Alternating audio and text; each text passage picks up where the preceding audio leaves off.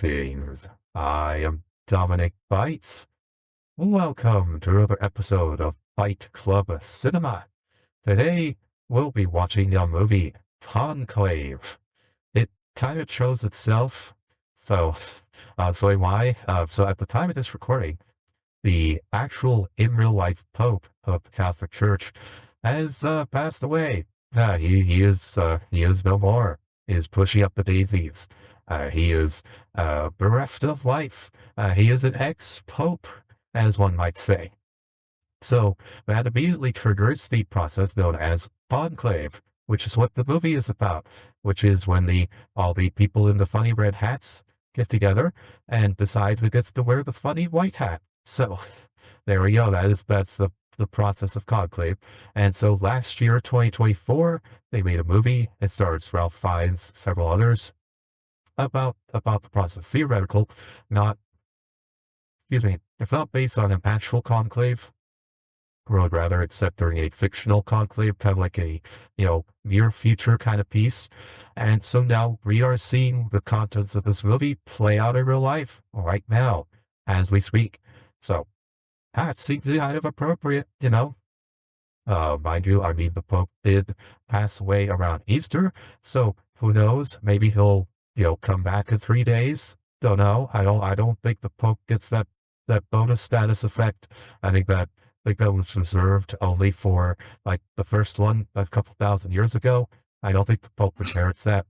I'm a little bit fun. I'm not going to make political humor here. However, there is absurdity, inherent absurdity to the Pope passing away on Easter. One of the major holidays. So that is naturally funny. So we'll go with that. Now, actually, the other tie-in joke I will say. So the Pope died on April 21st. This movie, Conclave, was set to start streaming on April 22nd on Prime. So, oh shit! I don't know who Conclave hired for their marketing team, but that is some incredible dedication. These guys are hardcore. They must have hired Michael Corleone to do the advertising for this movie. Because, if you're willing to take out a pope to promote your movie, man, all right, you know what? That is some Disney levels of shit right there.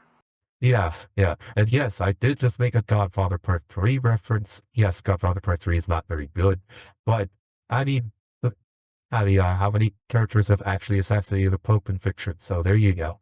That's the first one that came to my mind, anyway. So, politics aside, we'll see who gets chosen as the new Pope. I don't know. I'm not Catholic, so it doesn't affect me in any way.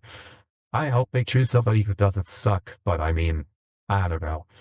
Anyway. I don't know. It's of more recent times that they've begun opening up. I think the Pope who died was the one that came out and said, like, hey, okay, so it doesn't matter what you believe, your sexual orientation or whatever, you go to heaven if you're a good person. Oh, yeah, I think that was Francis, actually. I think it was Francis who did that. Very controversial, of course, but again, we're not going to do too much on the politics religion. I will note, Francis's, I think, biggest accomplishment, his biggest contribution to the faith was the improvement of Luce, the little femboy mascot anime character for the Catholic Church. I think that was immensely popular and very cute. It was, unironically, Luce was actually a very cute design. I will say that. Like, Luce was very, very cute, very cute. So that's probably the best thing to come out of Pope Francis. I'm being facetious when I say that. But, actually make Luce the next Pope. There you go. We won't have an actual Pope. What we'll have a person VTubing as Luce, and then we'll call that our Pope. There you go. The first VTuber Pope. I think that's awful. This is gonna get worse as time goes on. Anyway, I already know I was going to hell. Oh boy, that's immense. Hey, and I'm not trying to offend anybody. If you're Catholic, I'm not trying to offend you. Honest, it's all a good fun, guys. It's all a good fun. All right, please don't. The Catholics are known for taking jokes on the chin. Yes, please don't burn me as a witch. I could not weigh as much as a duck. I'm so sorry. I think. Anyway, so the movie, it stars on. I've heard nothing but good things about the film. So on the surface, we're tired, so we're gonna watch the movie Conclave. Eos. And it's about, selecting a new pope, and the pope just died. So I was just having a little bit of fun with the whole thing of the pope died around Easter. So, and the pope died literally the day before this movie was set to stream on Prime. So it's like, man, did they hire Michael Corleone to do the marketing for this? Holy mackerel. Like, do not mess with this marketing team. They'll take out a pope. So, yeah. No worries, man. But my headcanon is that he died having to fight off Jesus. Jesus came down to throw hands to see if the Pope was still able to be the Pope, and he lost. Jesus hit him with the finisher neck breaker.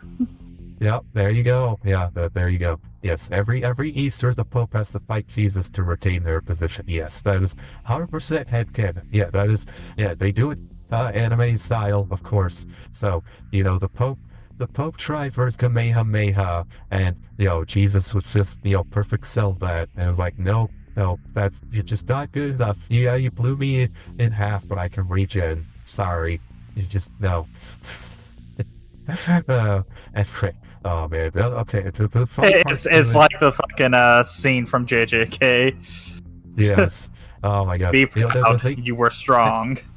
Yeah, and no matter how crazy we say it, somebody in Japan has drawn this, because Japan has a ton of fun with Christian symbolism and stuff, because to them it's just like, oh, this is that crazy Western religious stuff. Yeah, let's have fun with that. So anyway, someone in Japan has already drawn the Pope doing Please, somebody make a video of Jesus hitting the fucking flaming arrow from Sukuna, about to fire it at not Francis, but the fucking whatever the Pope's name was. Yeah. Oh, actually, now there you go. Everyone says Sukuna was the king of sorcerers, but then Jesus enters the room. Oh, there you go. Jesus was the greatest Jujutsu Kaisen sorcerer of all time. Oh man, yeah, that'd be funny actually. Someone draw just like how Moses split the Red Sea with a Beyblade. Yeah. Conclave the movie here, going back to the film, so came out last year, 2024, stars Ralph Fiennes. I've heard nothing but good stuff about this. Several of my coworkers and friends, none of whom are religious or particularly into religious movies, all of them enjoyed this film and saw it. So this movie has gotten positive reviews both from Catholics and not Catholics and non-Christians alike. It's apparently a very strong film that can be enjoyed on many different levels. If secular or not, which is very good. Very good to see something like that. It's got several Oscar nominations, which were deserved. I've heard good things about the sound design, the acting, the writing are all very good. The pacing, it's slow, but it's consistent and very entertaining, from what I've heard. And also interested, this is part of a upturn in Christian entertainment gaining more mainstream popularity. So one of the things is so you have the TV show The Chosen, which is some a bio thing about Jesus Christ. You had special events where a couple episodes were released in the theaters as like a movie kind of event, and those were like the second or third highest grossing thing for those respective weekends. Like they did it twice, and it was like second or third place both times there. Then you had the animated feature King of Kings from Angel Studios that released last week. That's been in second, third place now 2 weekends in a row. Like it got 20 million the first weekend. I think it dropped to maybe 18 million the second weekend. It did really, really well. Like it made a lot of money. Like it beat out several much higher performing, like Minecraft obviously whomped it. But this weekend I think Sinners and Minecraft both beat it. But like it held off Warfare and Amateur and several like major Hollywood blockbusters. It held those off. It was right up there with them. Very impressive. So what we're seeing in present day, and I work in a movie theater, so this is just my take, is Christian entertainment, Christian themed movies are making more money, entering mainstream much more than they have been the last decade. I think you are going to see, so I think here for the 2020s, I think the second half of 2020s is definitely going to see a big upturn in Christian themed entertainment. Probably not from Hollywood, of course, because Hollywood can't do it and beats its theater, I think. But from independent studios like Angel Studios and some of the others, I think you're going to see a resurgence in it. I think you're going to see more people seek it out. And, we work at a movie theater. We're trying to get in on it. Like, we're pressuring our film department to get some of that for us. Because we like money. If Christian movies are making money, we'll show Christian movies. It's not an ideological thing. It's we like money. Butts and seats equal money. That's good for us. And, because we got, garbage out there like the Wedding Banquet remake. Nobody wants that. Nobody wanted a remake of the Wedding Banquet. Nobody showed up to see it. Just empty theaters the whole way around. Complete waste of money for showing that. It was a complete waste of our time. We should never have had that. If we had had King of Kings said the Wedding Banquet remake, we would have made bank. And that's what we care about. We want movies that make money. So this is notable as a mainstream Hollywood kind of breakout with the Christian thing. Also next year, also the big release. We as a movie theater are salivating over this. Is you have the sequel to The Passion of the Christ by Mel Gibson. He's going to be releasing it in 2026. Passion of the Christ, for those who don't remember, was the #1 top-grossing R-rated film of all time. That thing packed theaters. It was huge when it came out. It was a stunning release. It made a ton of money. The only R-rated movies that topped it since like Deadpool and Joker, those made more money. But when Passion of the Christ came out, it was the top-grossing R-rated movie of like all time. With the middle not even close. Like it just blew everything else out of the water. Its sequel's coming out next year. We are looking forward to it because that is going to pack our theaters and get us money, and we're all for it. So, that's cool. We have that to look forward to. So that will be the next, I guess, mainstream Hollywood Christian entry. But there we go. So let's see how this one starts up. I'm curious. Good. It's enjoyable on many fronts, which I appreciate that. And I do like Ralph Fiennes as an actor. I think he's a very good. I've liked his performances in many things. One of these days we'll get around to watching The Menu. I've heard good things about that one too.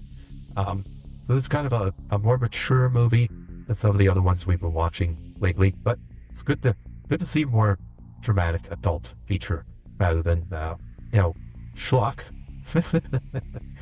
All right, let's see. Are you all set, Diesel? Yep, I'm ready to go. All right, so no audio. If you're watching the VOD, no audio because copyright. If you're watching live, you get the audio though. There's a mask over the video because copyright. There'll be the subtitles are on, and there will be a timer in the corner. I think I forgot to turn on the timer for Gaslight District. Sorry about that, my bad. But support the original release. It started streaming today. If you don't support the original release, Michael Corleone will murder you, just like he did the Pope. So yeah, don't mess with this marketing team, guys. Go watch the movie. Oh man, the Pope died, so you would watch this film. Anyway, sorry. I'll stop. Sorry. I'm sorry. It's funny. All right. Starting the movie. 3, 2, 1, go. Timer going this time. There we go. And let's see how this is.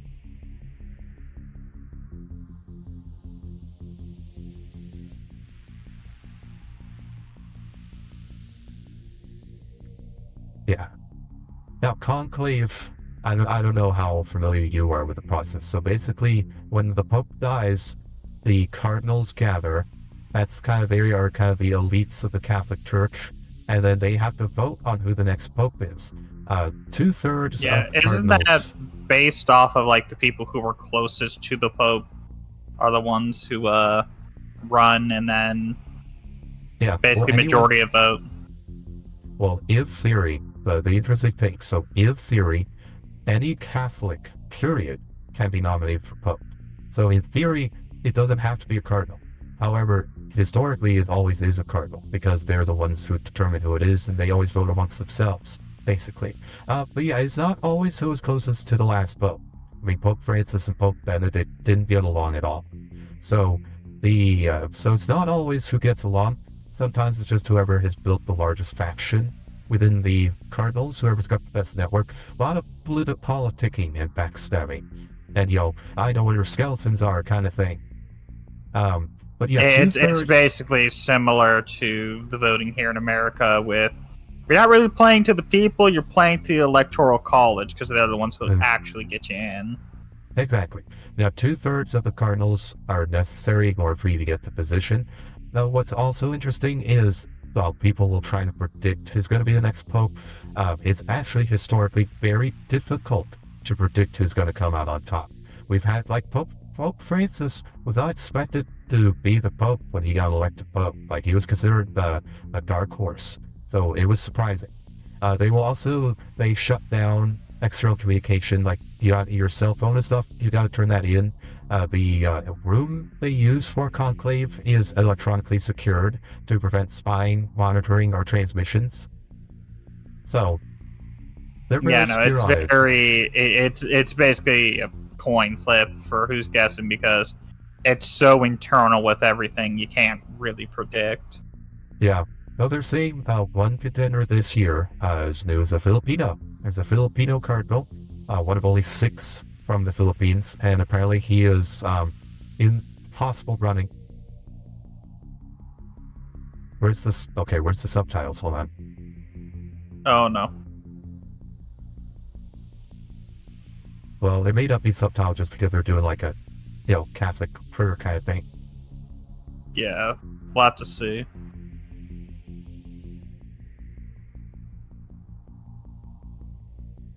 It's fine. They're just doing the traditional prayer. It's fine. It's whatever. Okay, so when's it break out into the Trench Crusade? Have you actually looked into Trench Crusaders? I've heard of it. I know it kind of fell apart. Yeah, I know the game itself is good. Oh, there you go. All right. No, its subtitles came in. But I heard the community tore itself apart, sadly. Really? Yeah, apparently. I know recently they finally got their board game and stuff. Oh, that's good. Okay, and for those who are wondering, they got to take the ring and destroy it. That way, nobody can try to fraudulently send decorations from, a deceased pope. Yeah, that would be funny. Yep. And actually, funny enough, there is only one ring that actually exists that was from a pope that has never been recovered or destroyed. And occasionally people will get messages from that deceased pope. That is funny. One of the rings got, it was stolen and never recovered. And nobody knows where it's at. That's interesting. Yeah, there's a Filipino I have to look. Oh. Yeah, I was going to say, I had to look into the drama. But sorry about that. Yeah, no worries. Yeah, no, the ring thing is cool. I actually didn't know about that one. But yeah, there's a Filipino right now they're running. There's 2 African cardinals in the running, which is very interesting. You could legitimately see a black pope, but we'll find out on that. Because Africa is one of their big seats of power.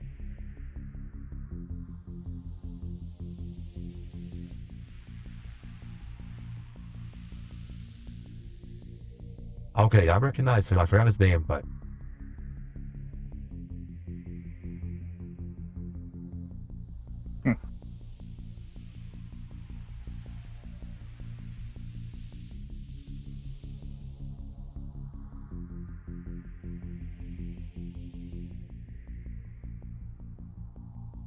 Yeah, so that's actually also funny because Pope Francis did in fact die of a heart attack. He had double pneumonia. He went out Sunday. He shouldn't have, and that caused a heart attack.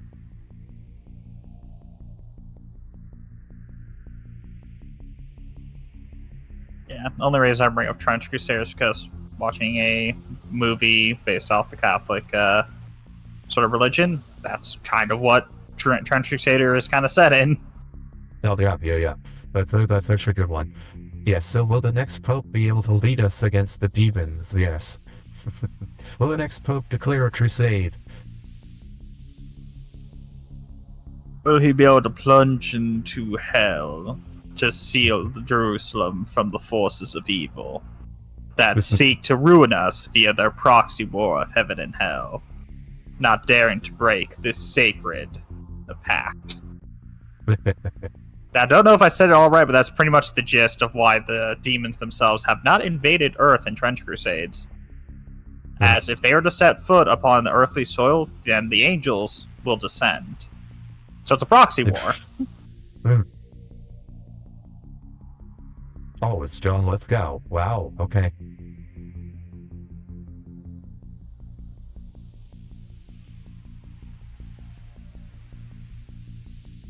Alright, so when do we see the artillery witch just start fucking yeeting nukes at people? Well, okay, I assume so you at least know who the artillery witch is. Artillery witch? No, I don't know that one. So in the Trench Crusade, it is said to be an automaton that will stand on a battlefield. Upon spotting an enemy, will open a portal to the third layer of hell, to one of the factories that produces these bombs, takes it off of it. So this brand new prime ready to go, and then just fucking with telekinetic powers yeets that shit at the fucker she saw. Nice.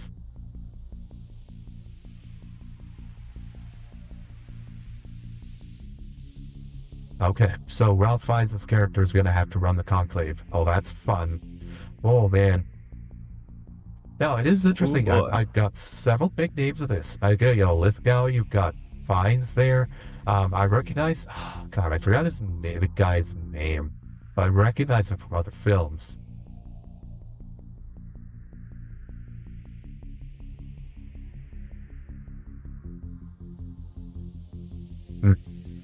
Begin the sacred seal so he does not rise as a vampire.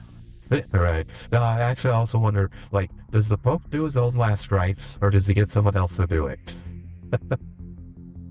Oh, Stanley Tucci, that's his name. Stanley Tucci. Yeah. Just sitting there on his deathbed, like, by the Father, the Son, the Holy Ghost. Yeah. I shall go to the castle. This is terrible. My hemorrhoids are killing me. Oh, God.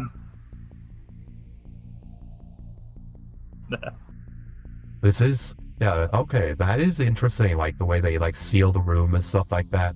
You know, because they're obviously the interesting part about the Catholic Church. And again, avoiding the politics side, but just looking at it historically, you know, this is an institution that is millennia old. Like, they're 1,500, 1,600 years old, at least.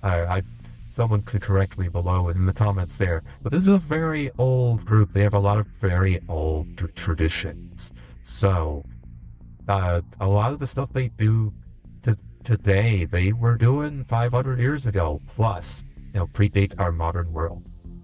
Okay, 3 weeks later on the Conclave. Okay, so yeah, so it takes a little while to assemble it. Everyone has to get on board.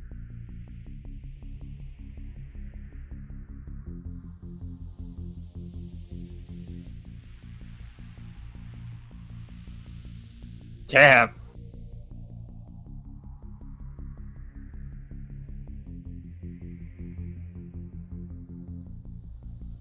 Yeah, laser vibration reading is a thing, yeah. I remember when that broke. Okay, I didn't know about that. Damn. Yeah.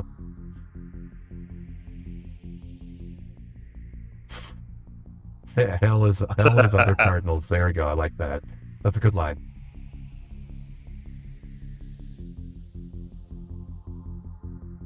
Yeah, okay, so they are also going to deal with the, they're going to deal with the International Nature of Church too. Because again, like, you know, Pope Francis was from South America. He was one of the first, not from Europe, first New World popes. But, and now again, two of the major contenders, they have two from Africa, one from Asia. They're like, wow, that's really interesting.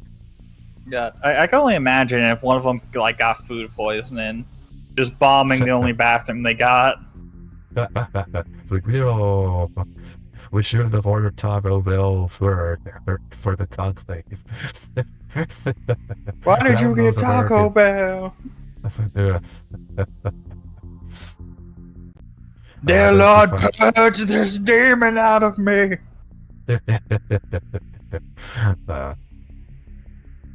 Although these days, I mean, they probably have stuff even more advanced than that, like reading vibrations. Because, for example, like RFID dust is a thing. So, I wonder how they protect against, because obviously, you know, the the top secret tech we have is a lot smaller and harder to stop than anything they talk about in Hollywood and so on, because it's top secret.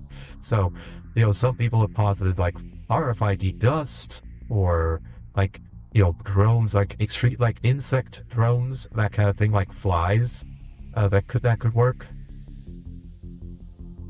So, nah, the best way to do it is to hollow out a missile, reinforce it so padded on the inside, launch yourself into the building. I love the music. Music is really good for this, by the way. I like the use of the strings and the tension.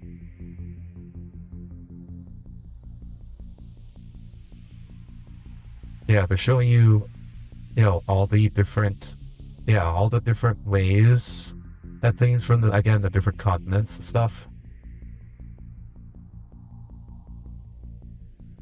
Yeah, those how they sequester the electronics. Yeah. A lot of cigarettes is about to be stressful as fuck.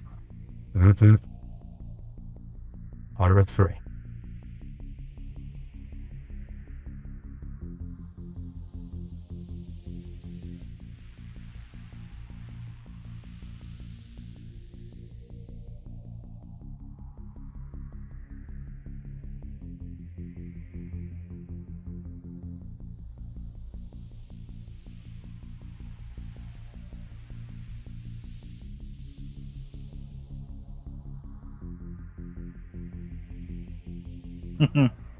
That,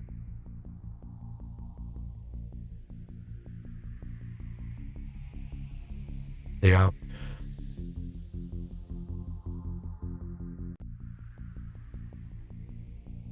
That's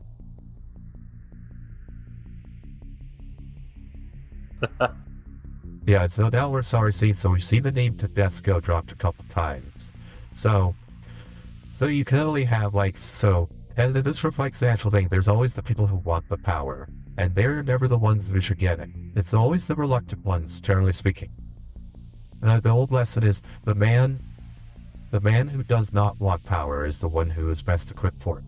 Because the man who understands the responsibility and the weight and the duty that comes with it, that's the one you actually want to have it, because he'll wield it carefully. You don't want the one who thinks of power as glamorous, because they will be irresponsible. That's what Tedesco is. Yeah, you see that Lloyd Fave, he has his little helpers, he abusive towards them. He immediately can tell, oh, this is the guy who craps on the little guy. He also walks around in a fucking cape. Yeah.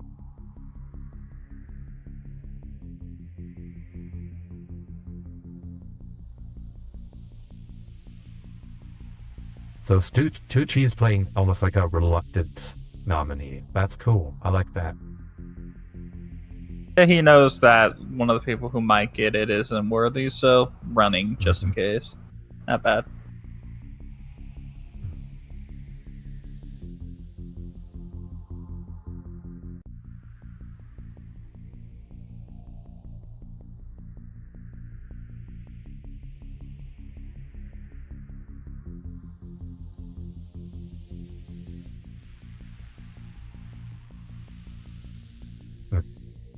Now that's also interesting, because I do like these are people who are reflecting on the Pope not as a leader but as a friend on a personal level. That's actually really nice. I like this angle.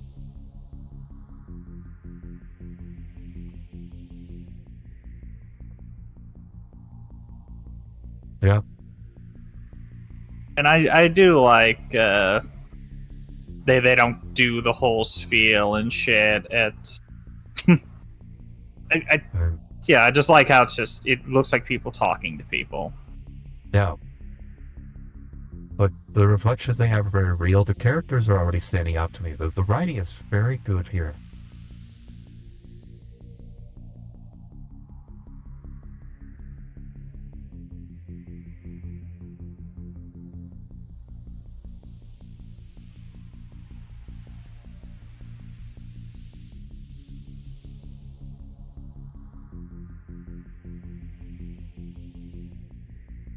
dismissed him. Oh, he fired him. Oh, shit. But Tremblay is just pretending it didn't happen. Oh.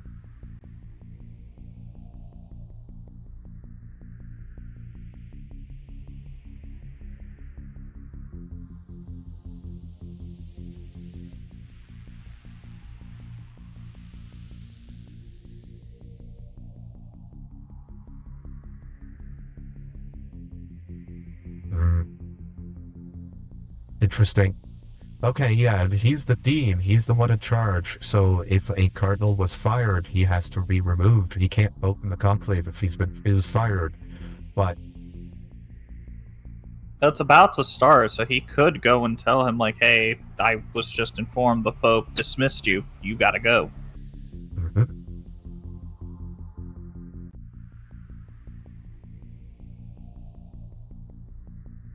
Oh, that's okay. That's ominous. Jeez.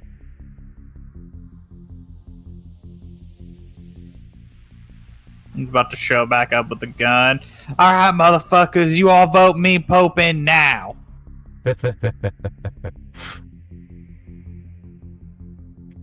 Yeah, we're about to see this probably. Yeah, so in this movie it takes about 3 weeks. That sounds about right. It'll be, yeah, we should see in May. Given that, yeah, the timer's already running. They're already prepping for the conclave as we speak. So it'll be interesting. So what's the reason he didn't, like, delay it for a bit to go and say, like, hey, you gotta go. You were excommunicated. Well, not excommunicated, but you were, dismissed. Well, he doesn't have proof of it. That's the downside. So what he does have, though, is a reason not to vote for him. But it's like he would need something more than just hearsay to know that the dude was fired. Like if the Pope wrote it down in a letter or something like that, they found it, that'd be one thing. But yeah, fair enough. Yeah. But that's so you have Tremblay as a possible, like, oh, this guy's bad news. You have Tedesco as an obvious, like, oh god, this showboater.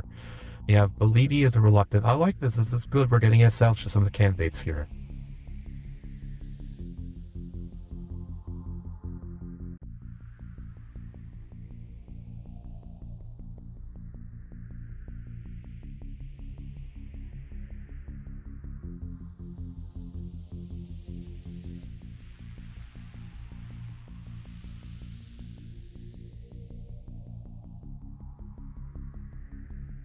What?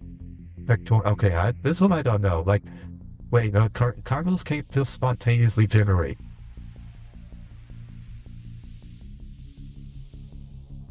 Cobble. Oh.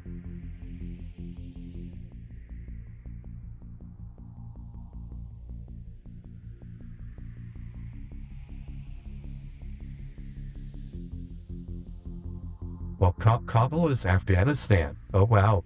So, oh, okay, so the Pope... Oh, that's cool. The Pope made a secret cardinal for Afghanistan and kept it secret so, like, the Taliban wouldn't murder him. Oh, that's cool. That's a neat little twist. Oh, yeah, no, that's sick. It's like, what do we have a new cardinal? Well...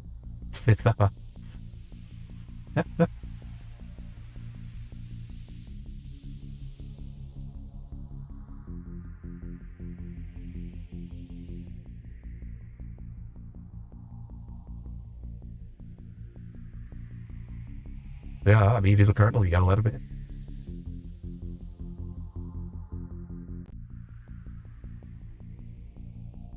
You can't deny the writing. I mean, it was a year ago. Can't deny Come on. Yeah.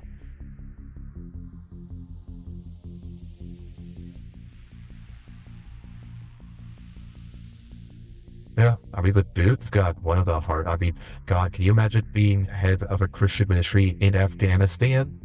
Oh my God. That is like, yeah. Oh, when it comes to seen some like, true horrors. Yeah, when it comes to rough assignments, that's a rough assignment. Like, oh man. Also, very young.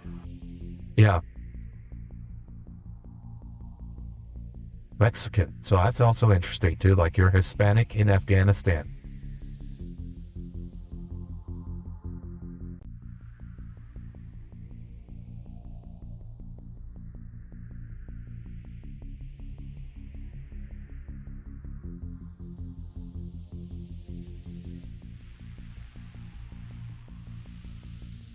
I'm glad they're also explaining this.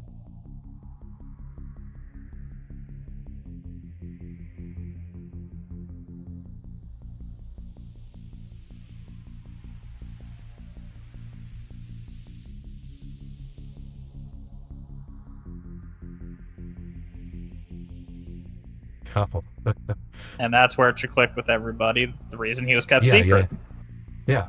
Like, dudes, welcome him in. Come on. Now, what's interesting here is this character, Benitez, is an outsider. He has no connection to any of the politics that are in place here. So that's cool. Sort of a wild card. Yeah. I would half expect something like this actually happened at the actual conflict too. That's the fun part. I wonder how much this movie is going to predict the future here. The long pause. Yeah.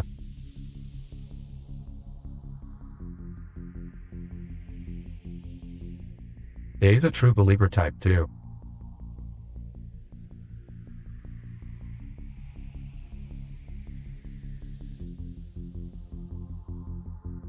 Yeah, he does like the long form. So, traditional true believer.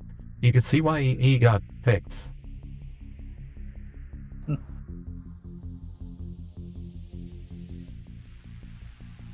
And setting him along with some of the other Hispanic fellows so he could start, you know. It's like, do I have to send Isaac to this go?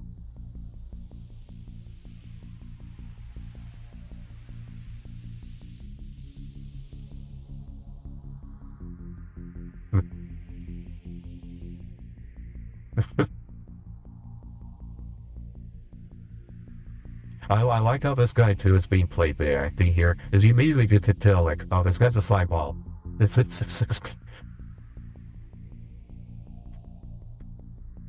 Oh, I also like how the audio immediately switches like Italian too. So like when they're speaking English, they're speaking English. Oh yeah. That's for the neat. They're swapping to the dialect that he's comfortable with.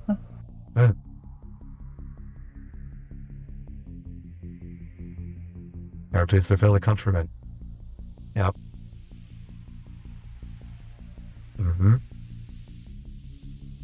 The French. No one likes the French. Put the French in a corner.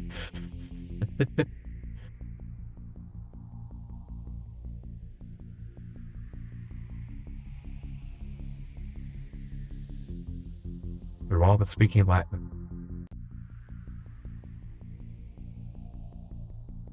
Oh, the Latin Mass. Oh, yeah. Yeah. No, there is definitely kind of...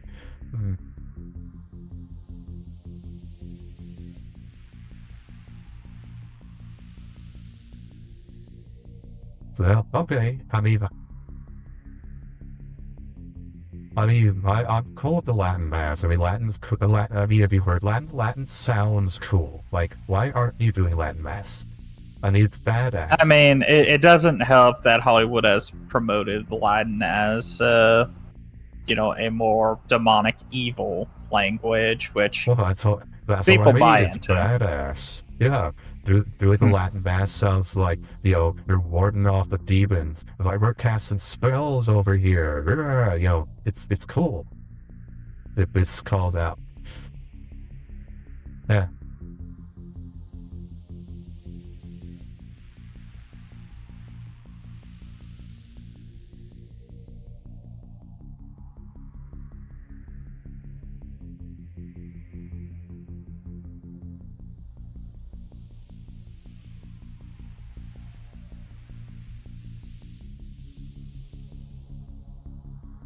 And the inner working of the politics.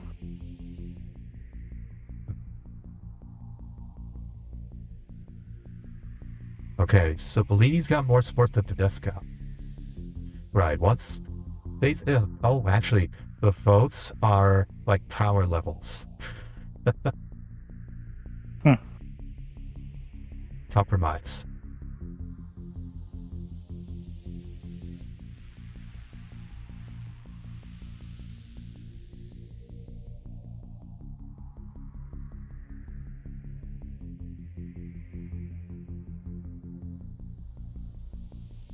So What y'all talking about?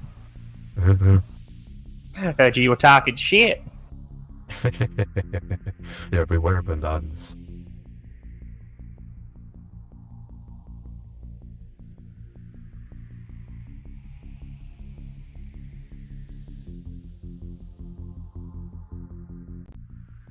Oh, come on.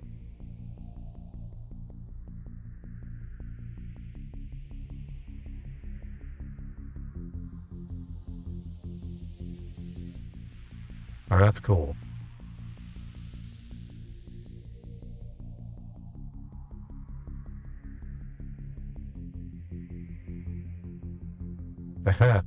Not, yeah, well, let's not mention that. Jesus Christ.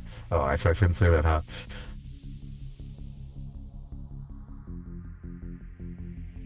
So basically, so Tucci's playing kind of a modernist firebrand. He's willing to evolve with the times and understand that it's, if you want to convert people, you do it through compassion, not yelling at them. You're gonna go to hell unless you believe me. You're damned. You're gonna burn if you don't change your ways. That's meeting somebody with aggression's a good way to immediately turn them off. Mm-hmm. Yeah.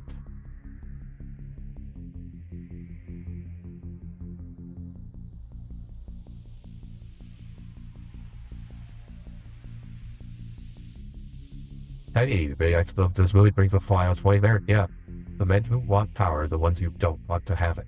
Like, keep them away. Of course, that's the funny part about elections is the men who who run are seeking power. So you only have the choice of dangerous men who should not have power. So that the paradox of elections. It is a bitch.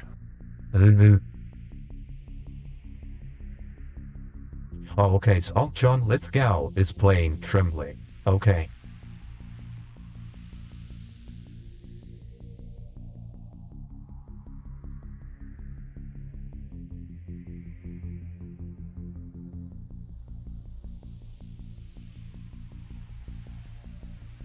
Confronting him in private.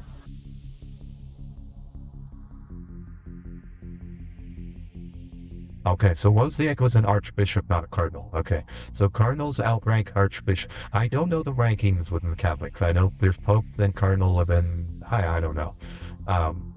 It's sort of like military in many ways.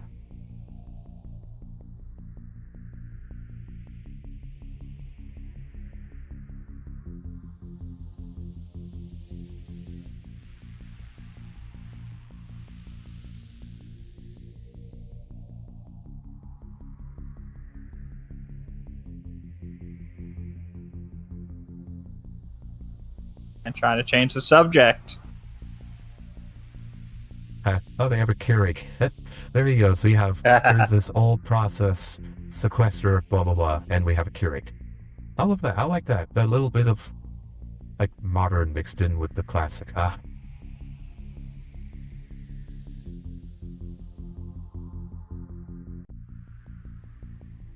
And trying to discredit him.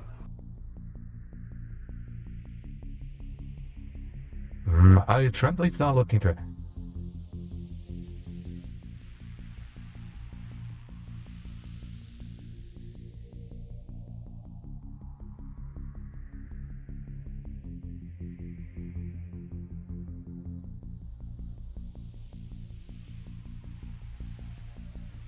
You're acting suspicious as fuck.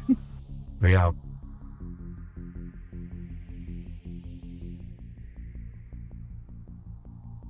And he comes up behind and strangles him to death.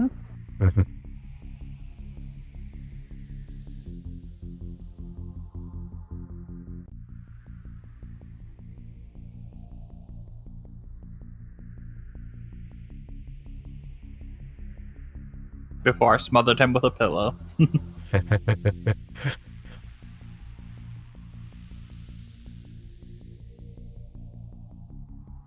It is interesting though when you reveal that Wozniak said that, because I mean, like, because if Tremblay's a vengeful person and he does, even if he doesn't get Pope, like Wozniak is probably gonna be in a lot of trouble now. Oh man. Oh yeah.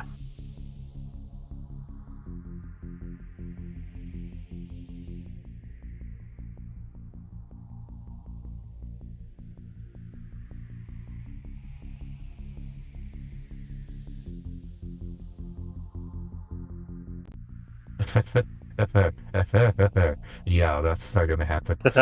Oh boy. I mean, the politics that one has to achieve to rise to the rank of cardinal is kind of crazy when you think about it. Oh man. Oh yeah, it is a lot of shit you gotta do. Yeah, very little faith in God and a whole lot of politicking, being around men, which is never good. That's always It's the the thing issue that of there's no way to truly judge one's faith for who's worthy. Yeah. No, it's what eats most organizations alive. Ultimately, an organization will exist for its own sake rather than for what it was created for.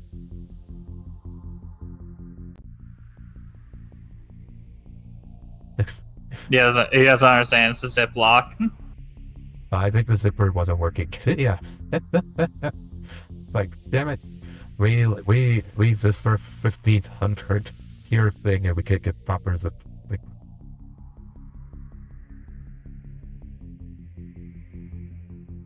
or a manager. Man. First sacrifice must be done. Bring in the firstborn. Yes. The outside world thinks we burn paper for the smoke. No, we burn orphans. Haha, no. You made sure they were unbaptized, right, Joshua? As unbaptized as they come, born of whores. Oh my. Okay.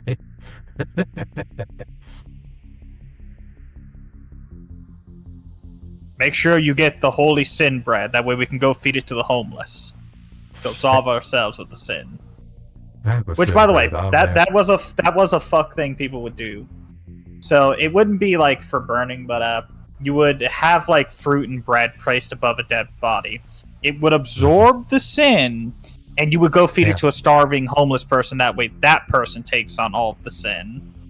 Wow. So you basically would go and damn in the thing. You would save the person you like, but go damn somebody else in return. Wow. I mean, I don't doubt that was a real thing, by the way. Like, wow, that is it was horrible. Oh no, yeah, that's horrible. That's why I don't doubt it. In Chinese, we got a tradition. We actually have something similar, where monks aren't supposed to eat where we put in their bowl, but Buddhist monks specifically have prohibition against meat. So if somebody wanted to basically mess with them and essentially cause them to violate their own oaths, they would put like meat bones in their bowl. They would have to eat it, but they're banned from eating meat, so they'd be violating their thing, which ruins it. It's considered an incredibly bad thing to do that. Like if extremely cruel people put meat in the bowls of Buddhist monks. That's how that gets you sent to hell for sure. But yeah, that would be the Chinese equivalent there. Speed run going to hell. Yeah, yo, here's a nice T-bone steak, you motherfucker. Eat it. Basically, I'm gonna watch you eat the. Just put them in a loop of I can't eat this, but I have to. Damn it. Yeah. Oh, interestingly too, that's also what killed. I think it was Cucullin, an Irish tradition. He had two kiosks. One, he was not allowed to eat meat, and two, he could not decline the hospitality of a stranger.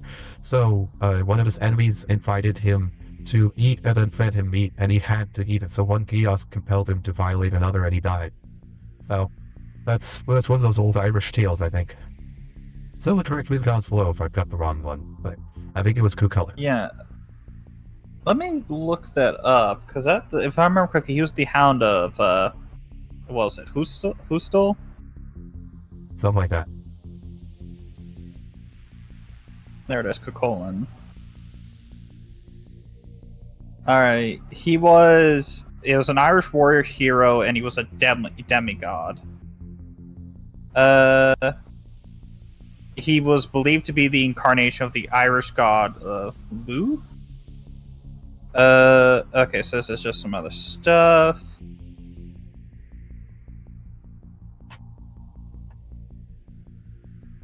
One sin above all others. Okay. Which one?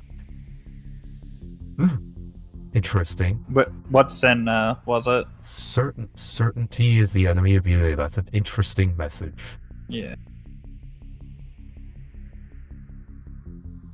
I think I would modify it. I would say unjustified certainty. It's okay, so it wasn't Cuchulainn, because it said he died in battle, binding himself to a stone so he could die on his feet. Oh, okay, so that's my bad. Alright, I did get the wrong one. So I wonder who the... Okay, because I know there's a story about a guy who died because of two Eoses that conflicted.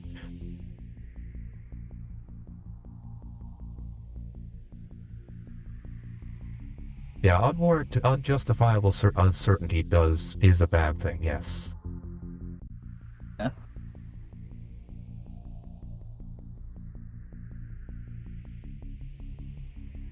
Basically, let us ask for a person. Mm-hmm. Let's have a pope who lead. But I love the variety of outfits there too. Like it's really neat. The costuming here is excellent. I do like that uncertainty won't do everything, because if you're certain about something, you will refuse to see the flaws that are in it. One who doubts is willing to look at the flaws. Right. And then let reason shine through. Yeah, it's always that careful balance of, on one hand, yes, you want to be able to commit to principles, and you want to be able to commit to ideas and carry out actions that you're certain are good. At the same time, you always want to be open to the idea of, well, what if I'm wrong? So you don't want to be paralyzed in fear and do nothing, but you also need to be open to being corrected. It is basically being willing to pledge yourself to the balance that exists between both. Because he's not gonna run. He's not running for Pope, so it's fine.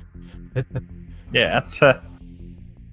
Yeah, no, but it's a good life lesson not to take one or the other side, but pledge your balance between both. Like, pledge yourself to the balance that exists between both the good and bad that idea could have.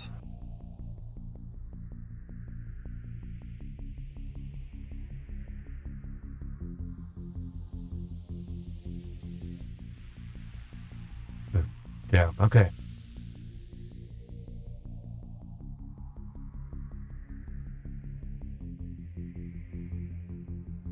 Oh, this other guy's still like, oh, okay, this is big. Right, and you're entrusting me with this. Whoa, okay, thank you. I mean, that's cool. I love how, like, just the little shift in his posture conveys the, oh, I just realized what you asked me to do. Oh, wow, you trust me. Okay. Alright, guys, time to go to SeaWorld. Yeah. McDonald's. Oh god, can you imagine the Cardinals all like in one of those buses going McDonald's, McDonald's, McDonald's. Everybody get in your short bus. Yeah. There you got three types of popes. The one who will go to McDonald's and get them for him. The one who will say we got McDonald's at home. And the one who will drive in, order coffee, and leave.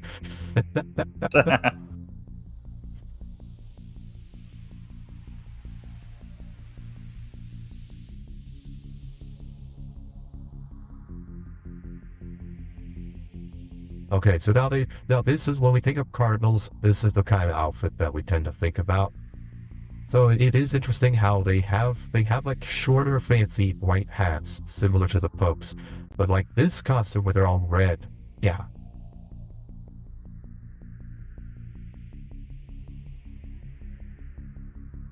Everybody get the fuck out! Yeah. You are banished to the Shadow Realm. It's time to be plunged into darkness and to begin monster duels. Oh god. How the Pope is to be decided by Yu-Gi-Oh! Battling. Yeah, they probably do that in Yu-Gi-Oh! That probably is the fact how the Pope is chosen. Actually, yeah, I wonder, because in the Cars universe, it is established that there is a Pope, and he is a car. And he rides in a Pope-mobile who is also a person. So, like, the Pope rides another guy on his back, essentially. Yeah. But the Catholicism exists in the Cars era, called Catholicism, of course. But you gotta wonder, I wonder how their conclave goes. Like, do they have like a race or something? They're like, oh, we gotta race through the streets of the Vatican, and the winner gets to be Pope. Whereas the loudest engine will be decreed the Pope. Mm-hmm. Well, of course, and the fact that there is a car Pope there means there was a car Jesus. Like, a car Jesus exists in the card universe canonically, which is, okay, again, more funny. Not car Jesus, Jar. No. His name was Jar. Oh no. Let's see. J-Car. It could actually may not be Jar, it could be J-Car, you know. Alright, so the first round of ballots is everyone writes down their choice. Alright.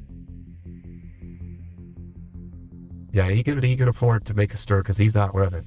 Like, screw you guys. Imagine going to do this, but you forgot how to spell their name.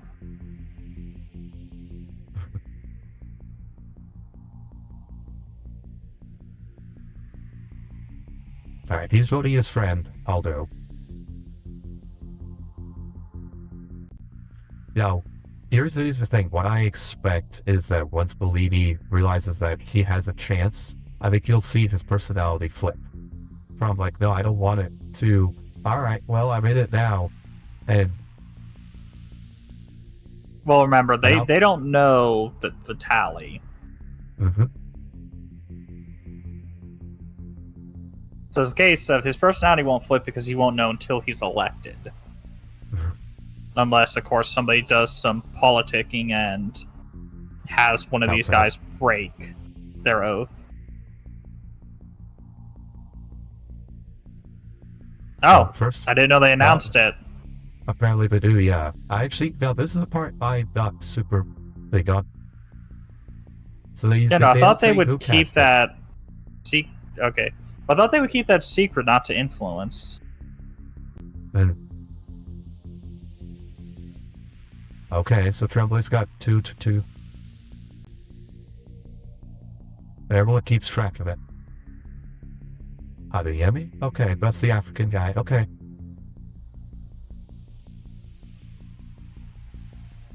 Okay.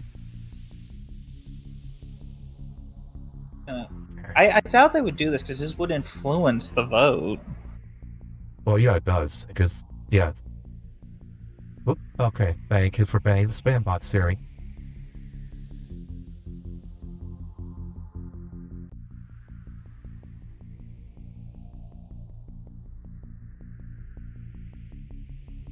Yeah, they don't say who voted for who, but they will. But they do tell them the results, so they know the standings. And now.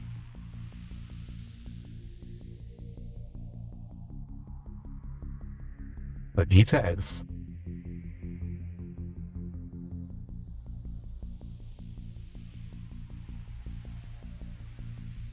Okay, so alright. Now we don't know how Adeyemi is. So he got less than they were expecting.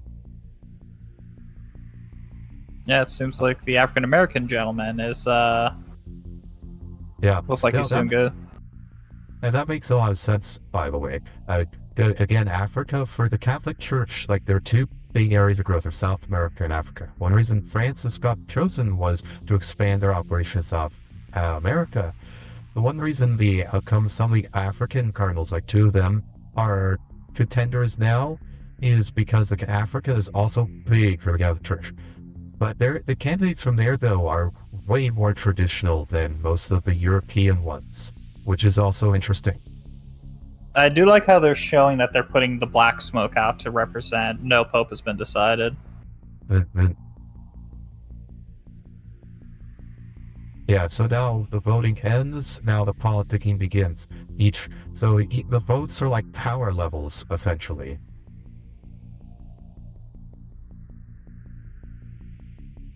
Yep, black smoke, no pope today.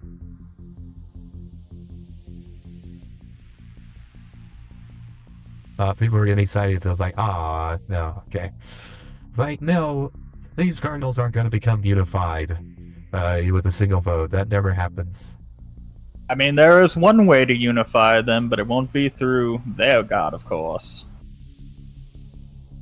The ancient ones, the ones from the depths, could definitely unify this.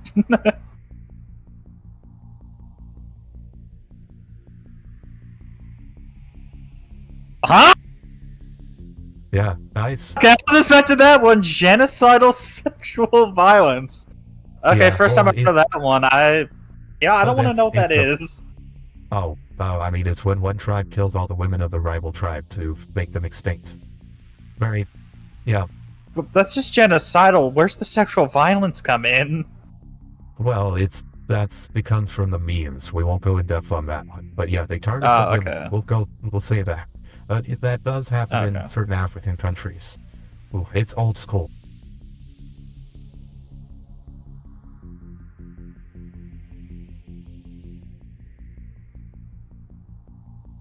Uh-huh.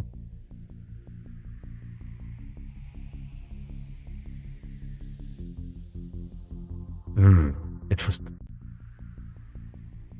Okay, so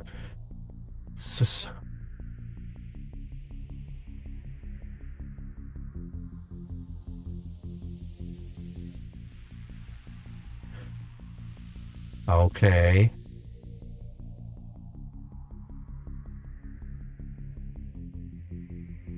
The report was withdrawn. Oh. Okay, so there's a report. There is something in writing here. Okay? Okay. Yeah, so Tremblay gave Morales as a reference, knowing that he was on his side. That makes Tremblay real scummy. Tremblay's real scummy.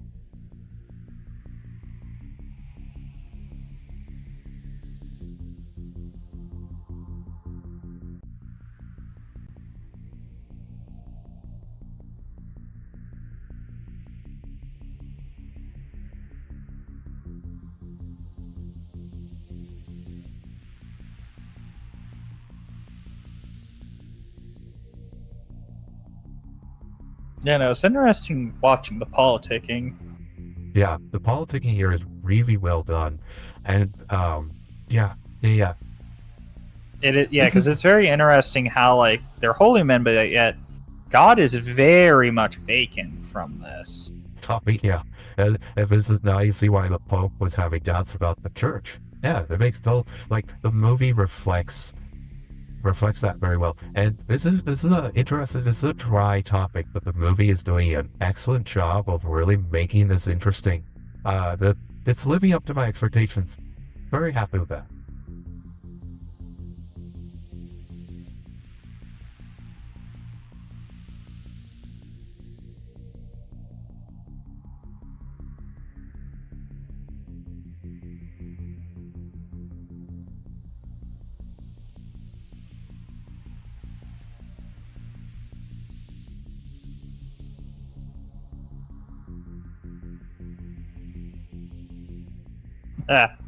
Oh.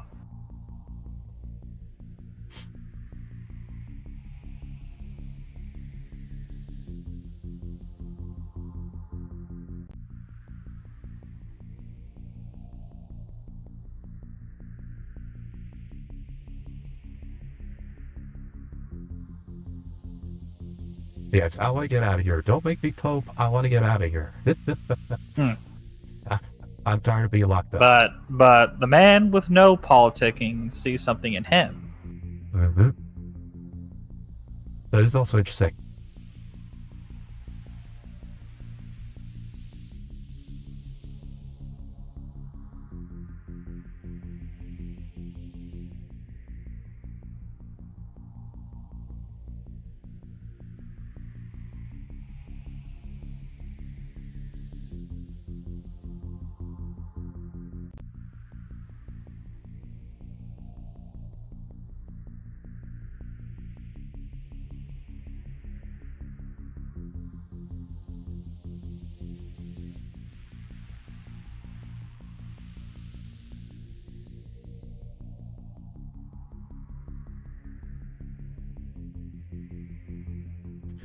Oh, come on. Don't turn on him. Oh, come on, dude. Oh, don't go.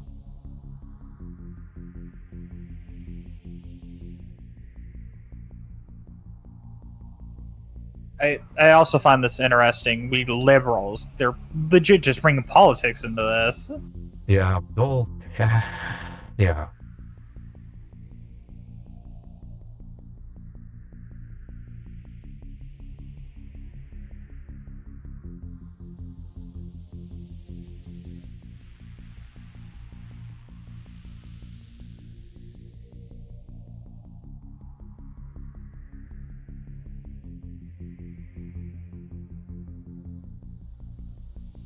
So Adeyemi is actually in some ways possibly more conservative than Tedesco. That's actually interesting.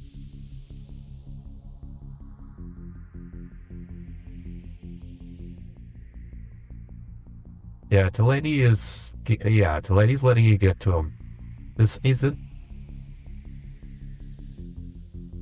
A man who didn't want it, now he wants it. Yeah. Yeah, that's a bad flip. Delaney's demonstrating a bad character here.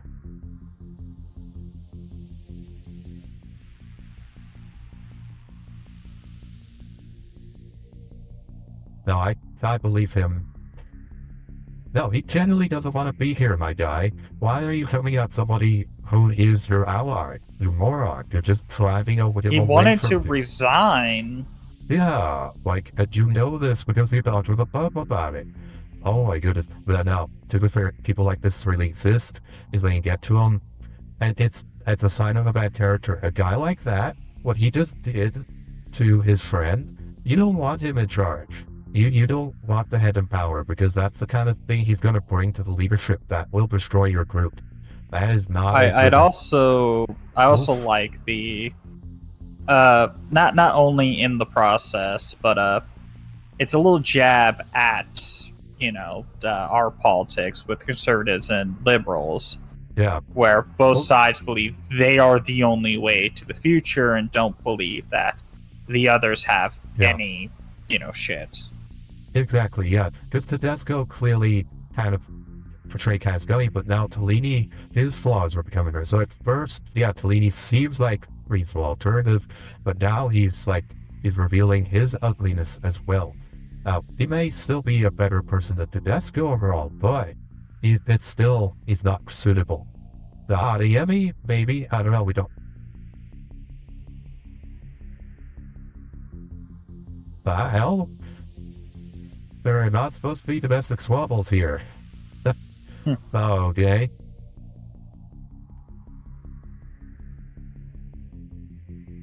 A woman of God, I'm a man of God, and a man has things. I'm going to stop that right there. That was bad. Yeah. That was bad. I'm sorry. It's okay. Again, I understand that we're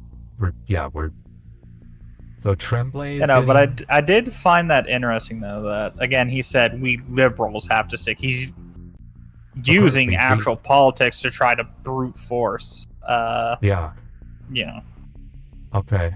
Adeyemi's got 34. So Tedesco went up. Adeyemi went up. Ouch. Oof. So Tremblay still only has 16. What? Wait, what? 2? That makes no sense. Wait, how did talking, changing people's mind.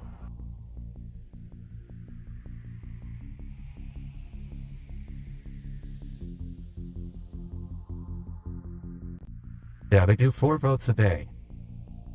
And now they choose, now knowing the number, now it's like, yes, that's the game is...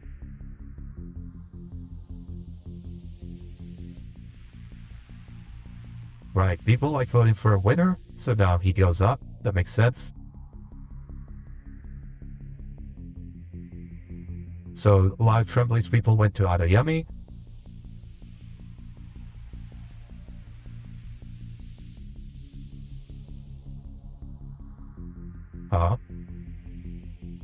That was interesting. Okay.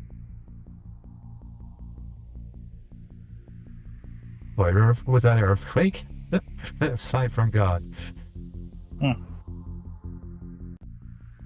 Oof. So Bellini is losing to Adeyemi. Lawrence, he was like, okay. And his went up, which makes no sense. Okay. He went from 2 to 4. That's interesting. Okay. No, I love the game theory here as well. Yeah, people like voting for a winner. Yeah. Oh, something blew up.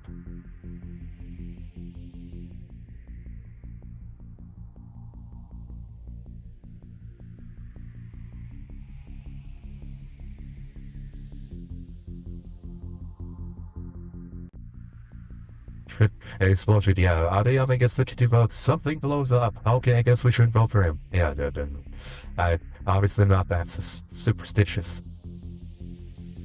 Yeah, but it definitely will not help.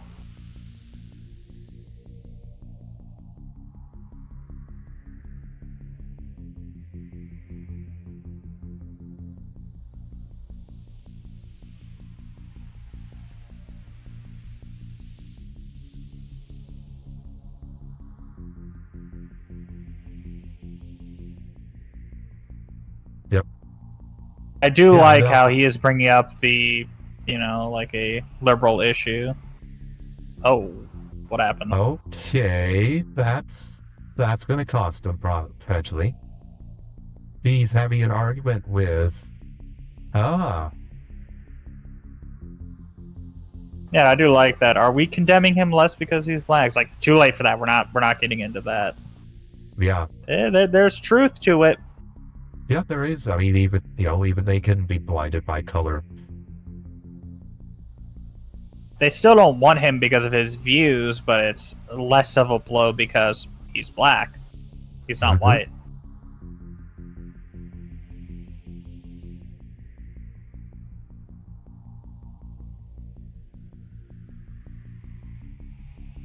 Yeah. He overrules you with Conclave. Yeah, he's got pushing against that. Pushing against that is very difficult, I want to say. I mean, they both stood their territory, but he does have to acknowledge that he's right here.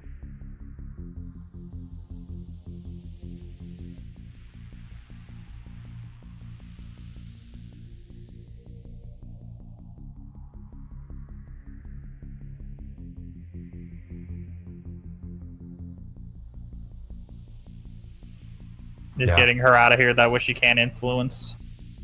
Yeah. One has to wonder if this nun is like under orders to basically suppress her testimony or something like that. Yeah, considering he's not letting her answer anything. Something's going on between her and Adeyemi. And because he heard about it last night too, because they were neighbors, so he heard.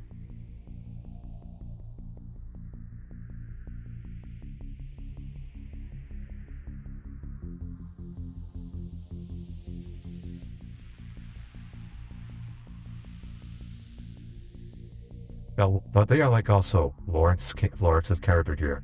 The Pope said, "You are a manager," and you know what? He is a very good manager.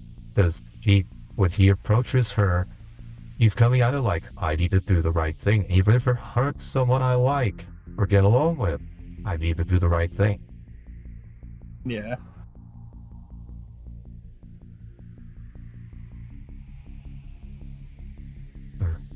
Just be honest. Yep. He is a good man.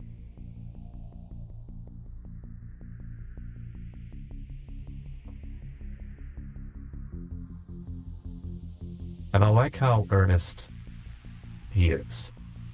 This contrasts a lot because you get a lot of video games and movies that portray religious types or church types as, oh, these are the evil. I mean, the Castlevania series, for example. This is a much, I think, more honest approach, where it's, they are a gathering of humans. Some of them are flawed. Tedesco is kind of a glory hound. Talini is both a little touchy, but Lawrence, I mean, he has some. Wait, we also have to take into account that Castlevania is set more in a medieval time, more of a Christianity has a firm grasp on a lot of things. Thereby, a lot more power-hungry people get into those positions, more superstitious and stuff. So it differs a bit, but it kind of just relates to the whole thing of, at least to me, just humanity being afraid of what we do not understand and seeking to destroy it instead of attempting to.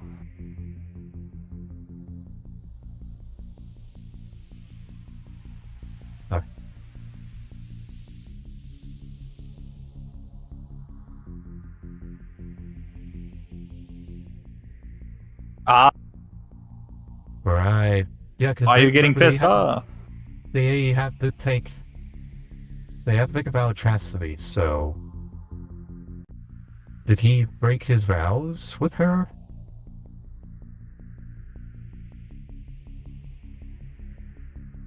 And immediately commits.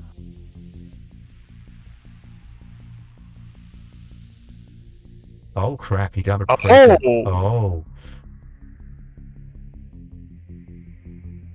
That's, oh, that's bad. You can't have a pope with a secret love child.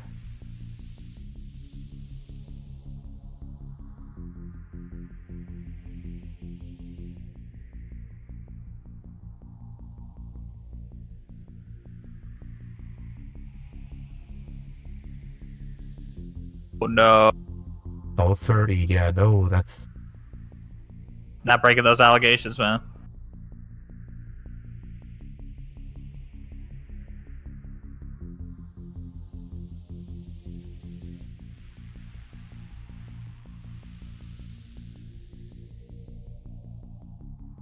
Yes. It might. What are you in the church? You gotta take care of the kid, because you're... I don't want to make the joke, but... absent father, just all I'm gonna say.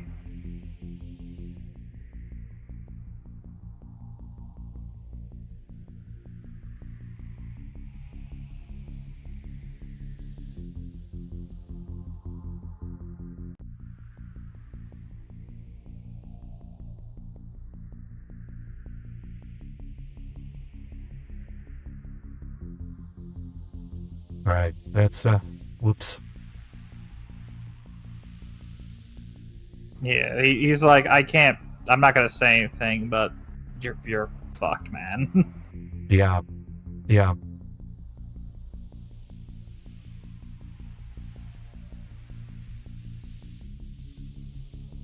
You made a mistake, but...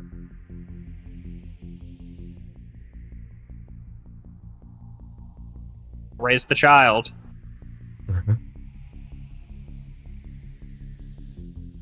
Or, start by paying that child support. Yeah. Now the question, okay, with him out, where do they go? I mean, Tedesco would be the obvious second choice. Or it's the...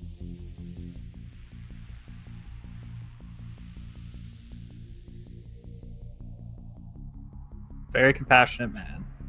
Yeah, no, this is one of the best portrayals of a Catholic cardinal.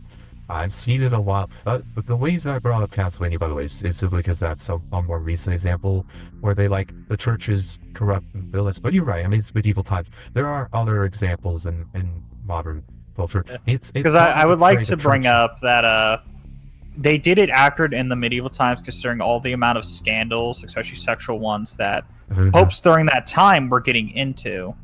I don't remember the pope name, but there are ones who partake in orgies in the chapel, alongside, I think, another one who would have a bunch of horses line up, and he would watch them fuck in the morning for the joy of it.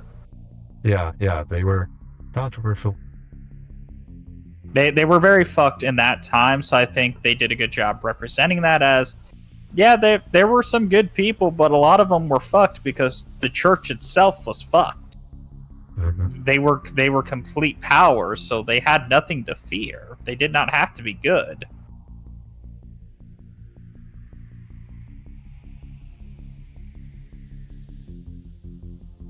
I don't know. I feel like you can't compare movies set in that era with the way they portray Christianity to modern, due to the fact that how different time shift. Okay, so now Tremblay's on top. So most of the army went to Tremblay and Tedesco as expected. Okay. And Lawrence is going up. I got a feeling I know who's getting votes over to him. And there he goes. Benitez is getting 6. He's got 2 more now. Okay. People are like, I can't decide. I'll just vote for the new guy. Let's go with a random.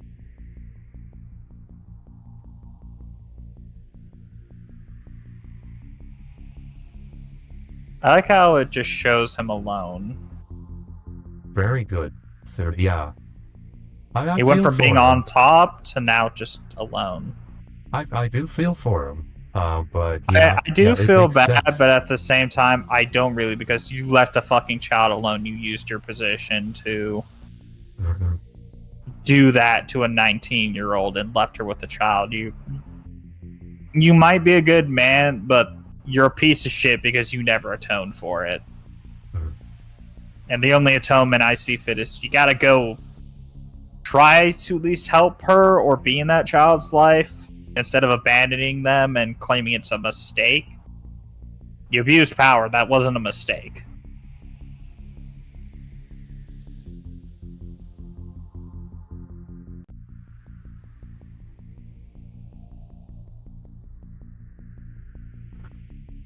Okay.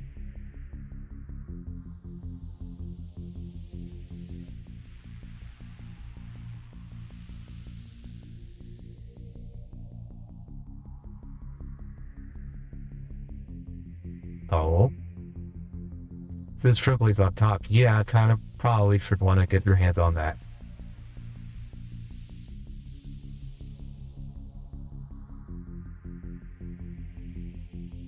Yeah, he already ran into that. You can tell he feels really bad about ending Aoyame's chance, yeah. Oof. Well, he didn't end it. Ananami was fucked because of the outburst. Everybody saw it. Yeah. As he pointed out, I wasn't going to say anything, but they saw it. There's potential for a sexual scandal. They're scared of it. You lost. So, yeah, no, I can't say the African-American gentleman's name, but yeah. He lost because of the outburst the woman had. There was nothing Lawrence could have done. Yeah.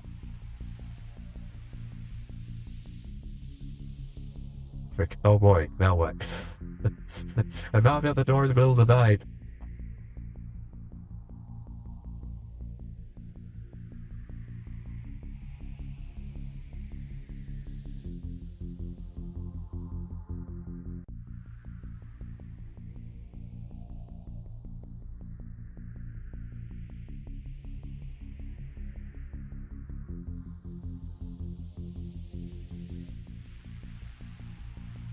Alright, good point.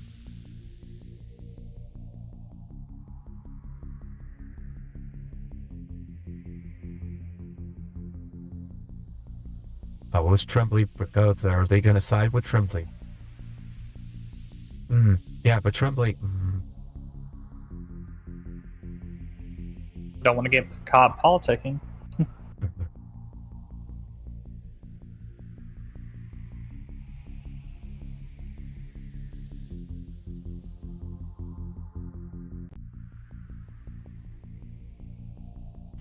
That's how these things go. Yeah.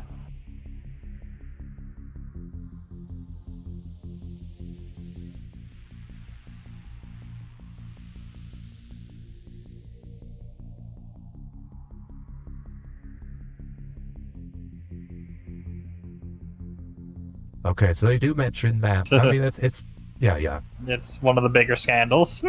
Yeah.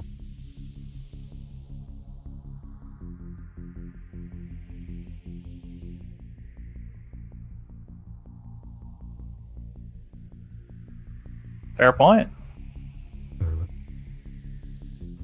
If Tremblay's more palatable than Tedesco. Yep. Yeah, there is an American in the running apparently for Pope, but the Catholics almost never consider American cardinals because they think that would give us too much power. Fair.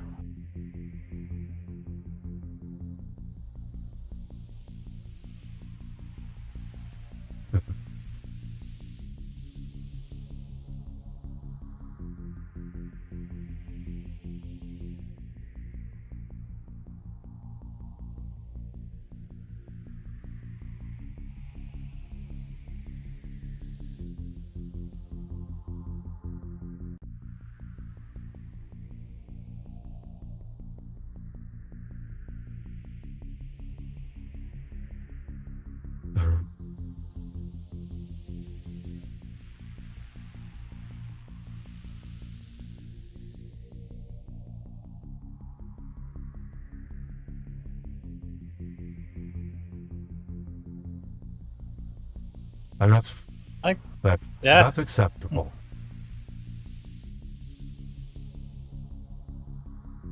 I don't want. Yeah.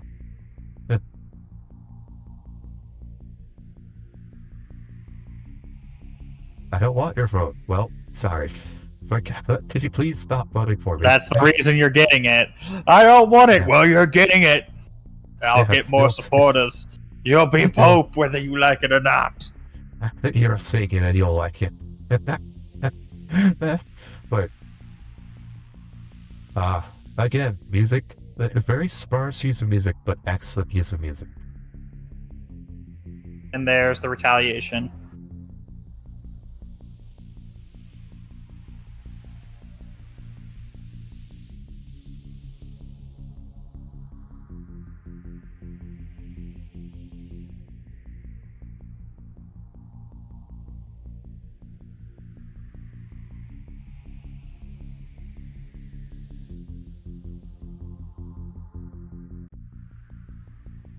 Did Tremblay do it?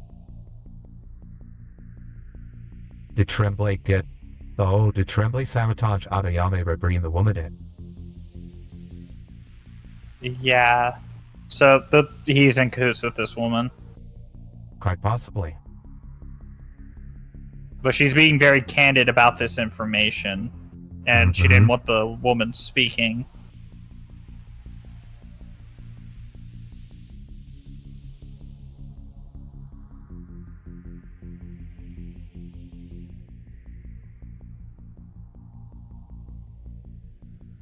So appealing to her love of the old Pope who passed. Okay.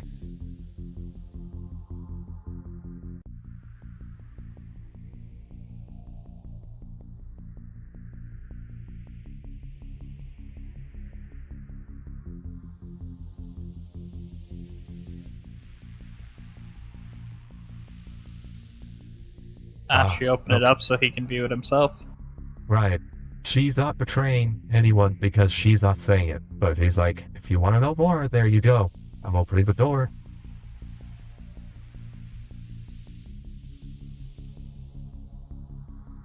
I like how they all have to bust out their reading glasses. I'm going to be getting to that age here soon, myself. Sucks. What a fun time you'll be in. Yeah, well, I'm already nearsighted. Like, I wear glasses in real life.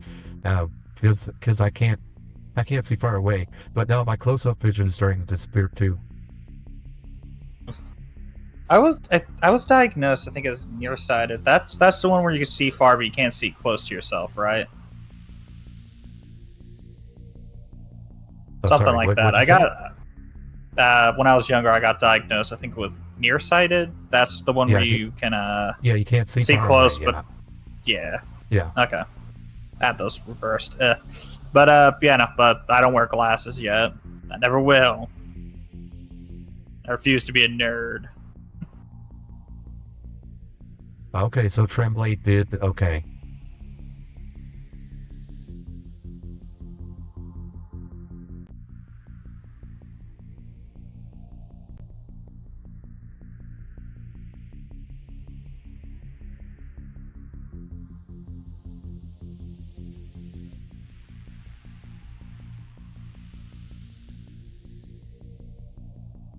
Oh.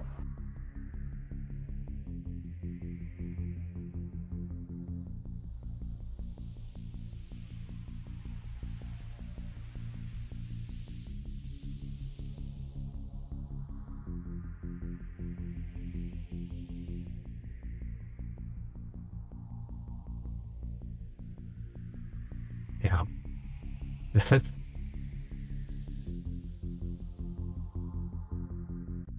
Yeah, trying to jump into this, yeah. This guy, by the way, is playing this brilliantly, because he's like, oh no, I'm so innocent, blah blah blah.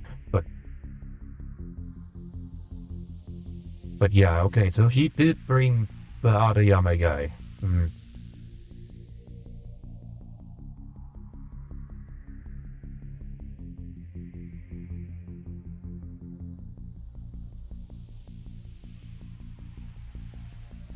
That is...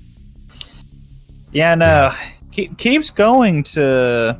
Well, the Pope told me to. I was like, got no proof.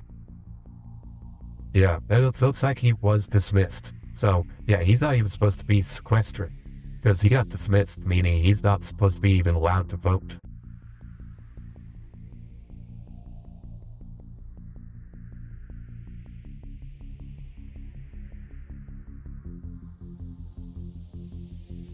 Are you going to break in?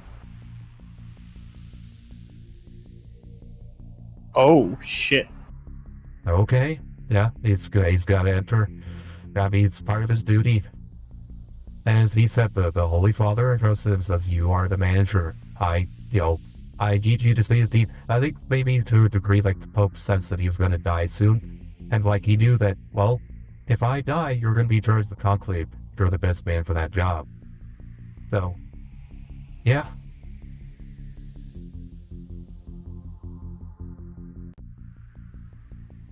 Yeah, he needs to find something in writing that explains the dismissal. The dismissal or to prove that the Pope himself asked him to bring that sister there.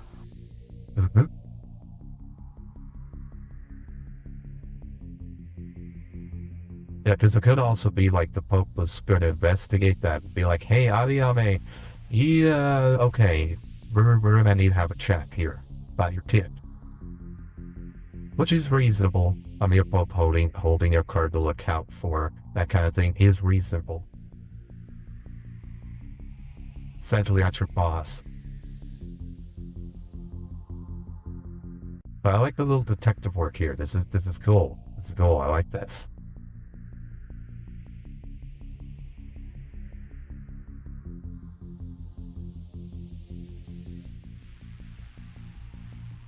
Oh, and she's going to notice that somebody's in there.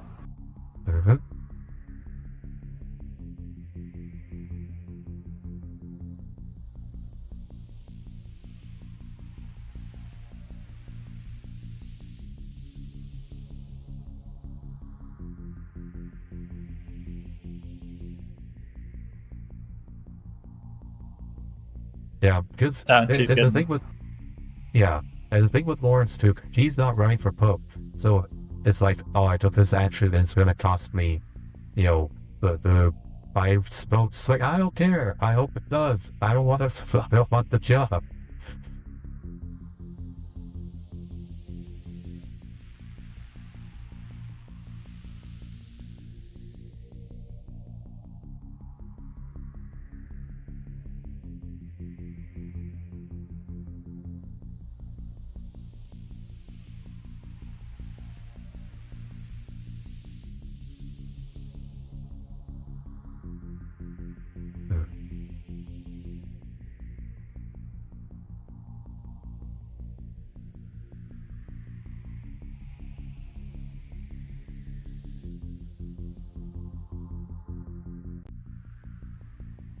And this is where he'd kiss his homie Pope goodnight every night. Yeah, what's he? It ain't gay to give the homies a goodnight kiss. No. Oh, that's right. We learned that from Arcane. So, yeah. And we saw the repercussions that came with not giving your homie the goodnight kiss. That's true. That's true. Yeah, just make sure to time your lesbian sex such that it doesn't. It's not when your sister is gonna run off herself. Don't do that. That makes it a lot less satisfying. Let's see. Yeah. Okay. Yeah. So he's thinking how can I find evidence or something.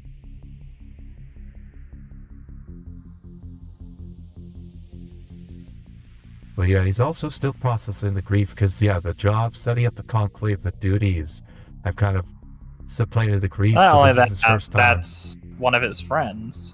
Yeah, his friend died, and he's had no chance for the last 3 weeks to properly mourn him. And now it's hitting him, so this is very realistic.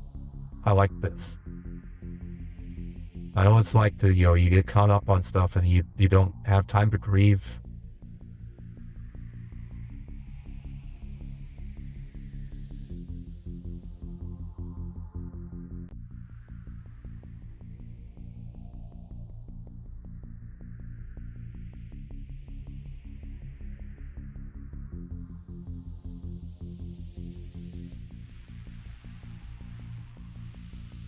Maybe the proof is in the Bible. Oh. Oh, there we go. Like, oh, what's that?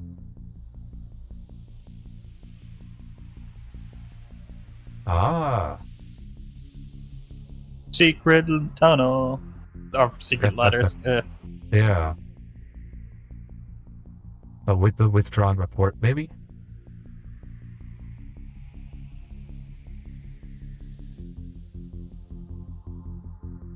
They were bashing down his door. Pope was like, I need to hide these. It's the Pope's secret fan fiction.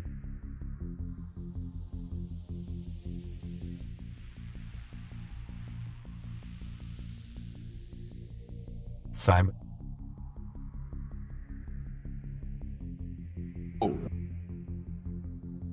Oh, he's bribing them.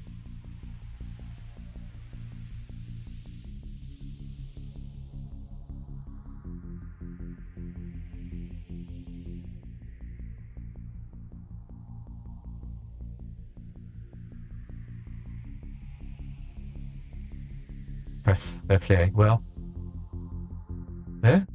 I mean...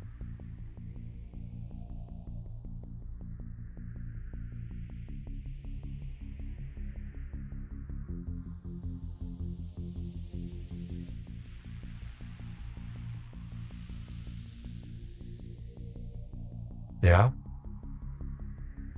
This is the best proof you got.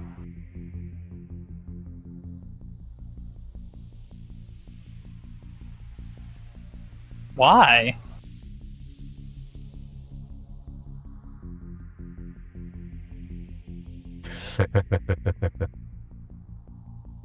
Yeah, let me be the bad guy.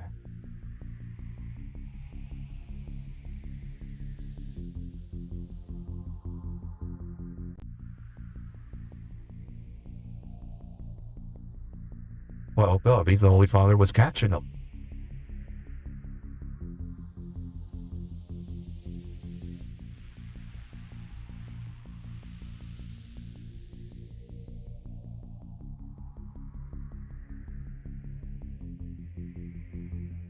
Yep. And the Pope was right. Yeah. You care more about the politics than your trope. Yep. Yeah, it's... Yeah, wow, so and even willing to bend the knee to the person he doesn't like. Yeah, so simony is the act of selling church offices and stuff for money, which was a very common practice in medieval times, so yeah.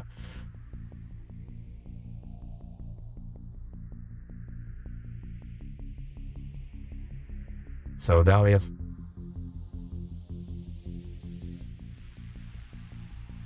Yeah. Not even willing to stand on his own beliefs. Yep.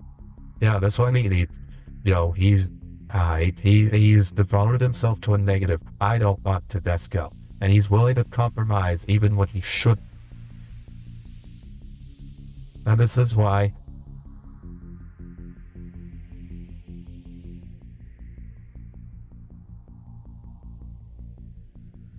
She's one to help him out. Will she follow through? Oh, okay. Oh, yeah, she did! Yeah. Alright. Hey, everyone, want to see proof of this guy's simony? Here you go. Yeah, I like how she came and was like, you know what, I was doing kind of a bad thing. Time to do the right.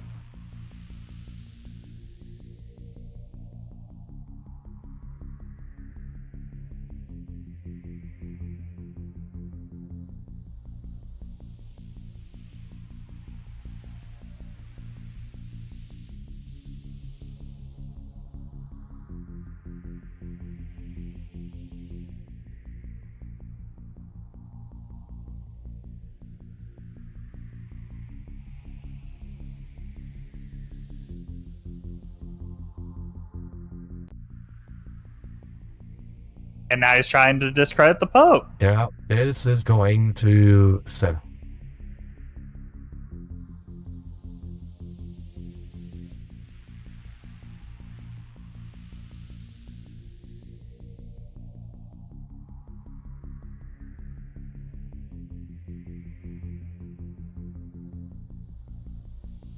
Yeah, Tedesco is like one of Press's advantage.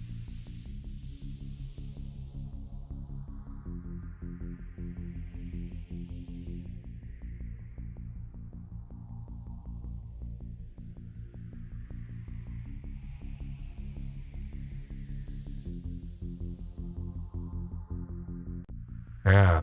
But Tedesco maybe should have stayed out of it, because his enemy was making a mistake. He should have let him.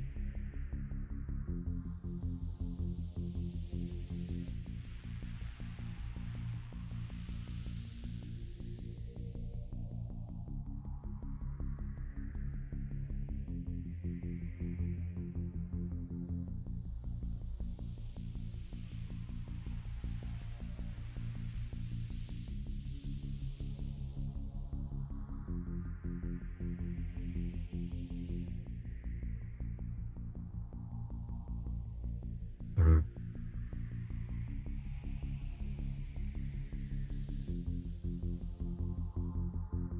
Oof. Okay. All right. Fine. And he's fucked because what are you gonna say? Yeah. No, this is condemned. A little fucking curtsy bow. Yeah. No one likes that. No one likes somebody who's going to go to those lengths to sabotage somebody. It's like, that's not leadership. Tremblay, what's your comeback? Oh.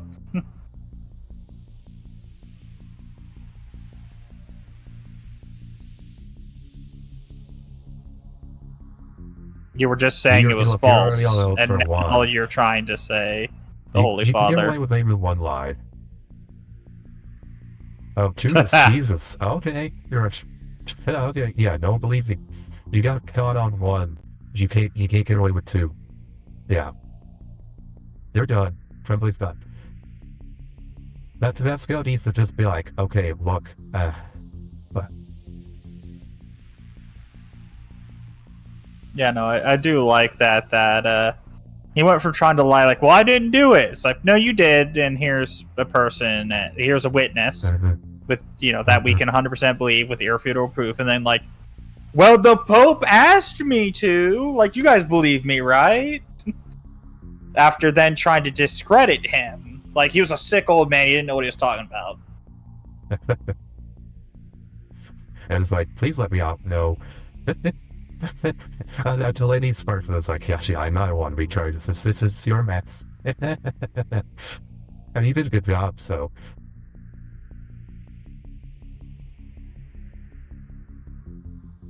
Oh, now you want to have That's him good. Forgive you. Yeah.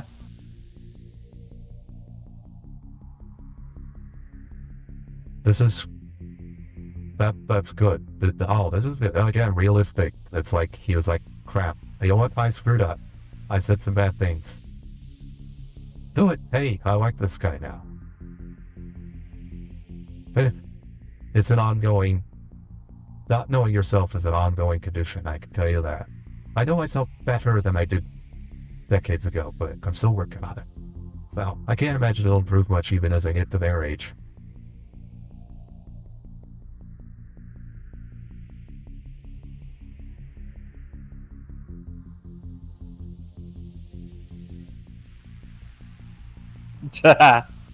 Wait, then Lawrence is like, no, you...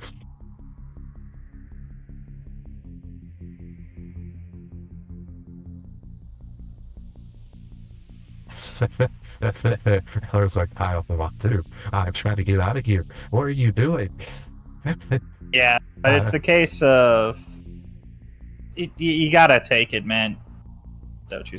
fair. But, that's classic, babe. Yeah. He's got to understand, though, everything you've done, you've brought to light a lot of fuck shit that the Pope wanted to, but couldn't in his age.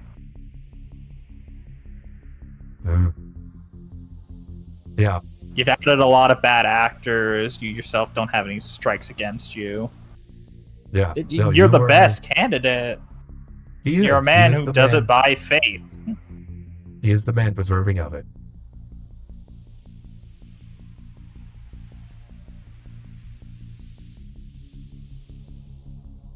But I think even Tedesco respects him to a degree.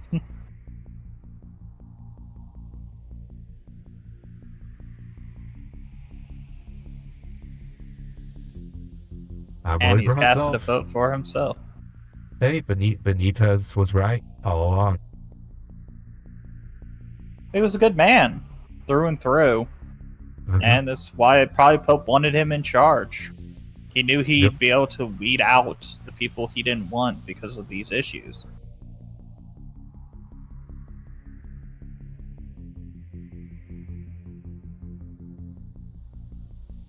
I hope I'm doing the right thing.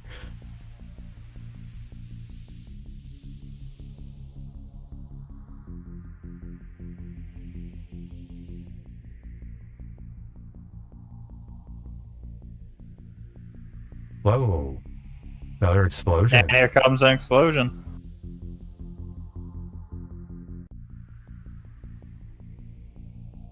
Whoa, okay.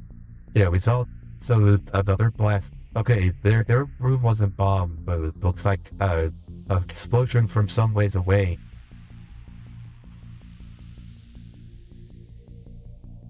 So it had to be a terrorist attack then.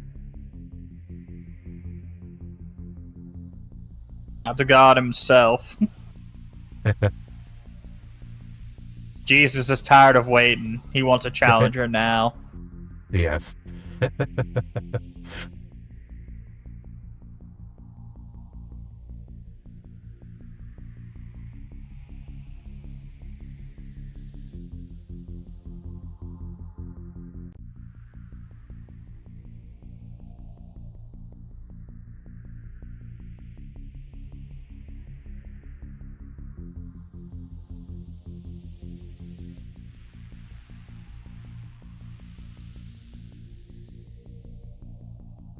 Yeah, I wonder if they have rules for what happens if a conclave is attacked. I mean, obviously they wouldn't just stand there and be slaughtered. They would have a escape plan.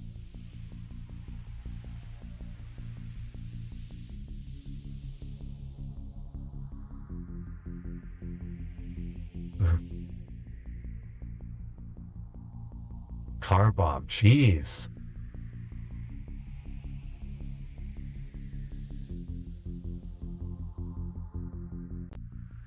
Damn. Oh, we know exactly who this is for. Yeah. Oh, jeez, yeah.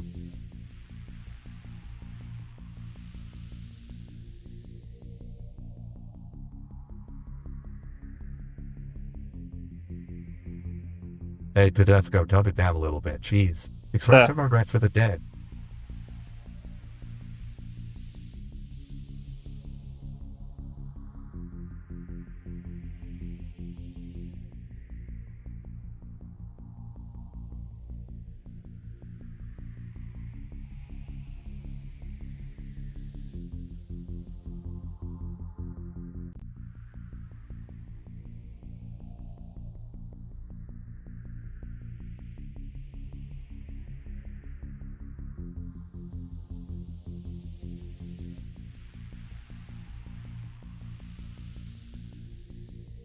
Yeah, this is where Tedesco's losing it. This is not what he should have, how he should have responded.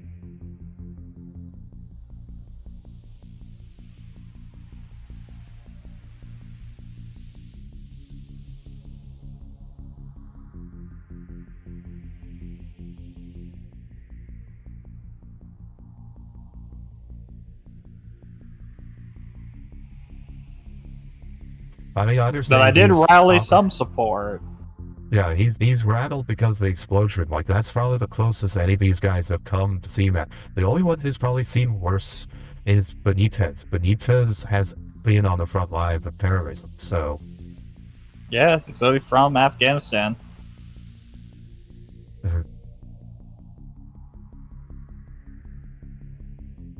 Yeah, this is one where Benitez can school him.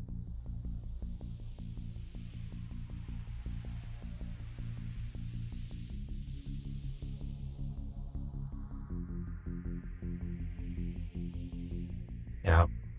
Afghanistan is like, I mean, that's heavy.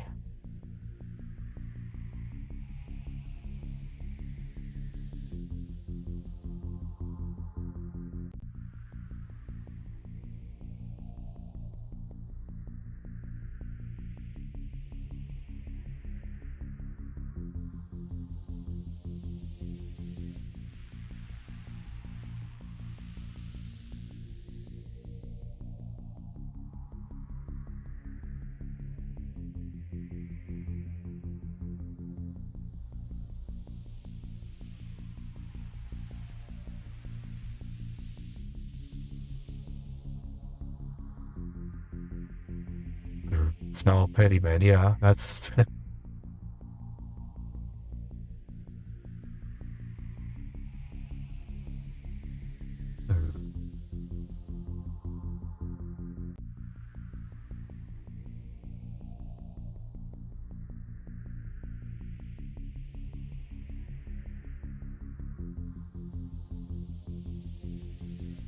Church is what we do next. It's true. Organization is what called it, them. Yeah, called them on their bullshit. Good. Yeah, that's why you see why the Holy Father appointed him. Good choice. An outsider. That's why he put him there. You could see how the Holy Father prepped for his passing. Made sure the Dean was still there. Ralph Fiennes' character was still in a position to run a conclave. Get Benita's in there to be an outside voice, another perspective. Not only that, a voice that has come from a very harsh place. He's seen the worst of man. Yep. That was good. So they've made this fictional Pope look very good and very intelligent. And they did, of course, they set it up too with the chess thing with Tellini. When they said, the Pope was always 8 moves ahead. That's how they foreshadowed this. So you know this is just random or coincidence. The Pope did have this in mind for his passing. Yeah, no, and he set up those documents to be found there too. Which I get why he did it, is that way they couldn't play around it. You couldn't politic around that situation. So, I mean, it was good. Yeah, he knew somebody would eventually go in. He knew Lawrence would. Breadcrumbs were set. Yeah, no, that was incredibly smart. Jesus. Yeah. I like that.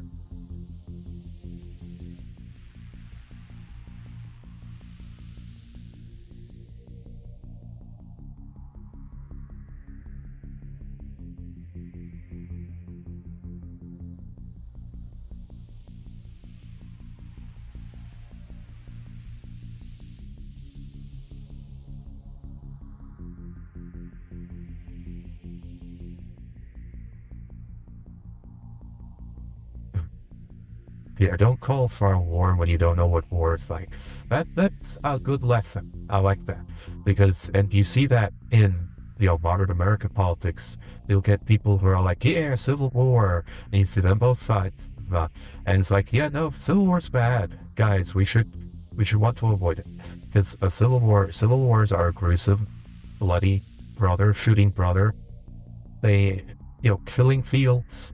It is nasty and unpleasant. Yeah, no, it is a lot different to call for a war than to actually fight in one. Yeah, wars are horrifying. You do not want it. I do like the symbolism of light now shining through. Yeah, they didn't take the time to patch it back up. So it's like, well, alright, we're not secure, but I think it was the symbolism of the light shining through and the politicking, all this backstabbing shit, having been brought to light. Nothing's in the shadows anymore.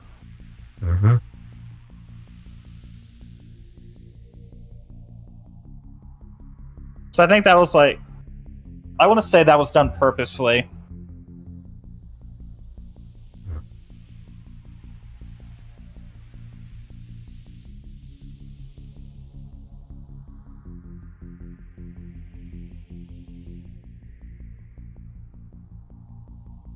Bellini? Okay.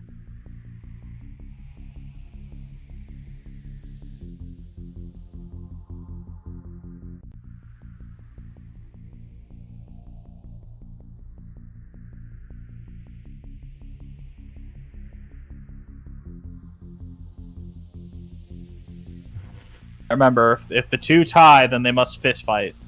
Yeah, I assume Lawrence won. Probably.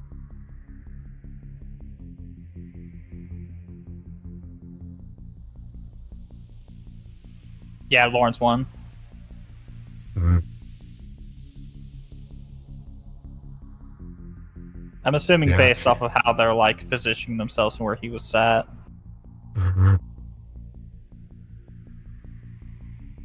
Oh, oh, wait. Oh. Is it Benitez?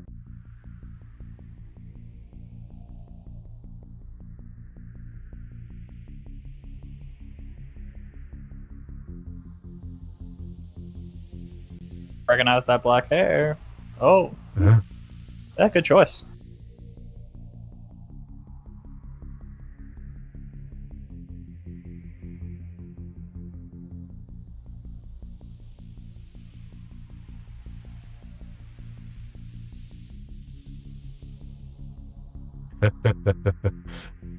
Yeah, it was Benito. Okay. Hey, he just comes out of nowhere. Hey, Pope Benitez. Alright. The Lord is like, yes, it's not me. I'm not trapped here.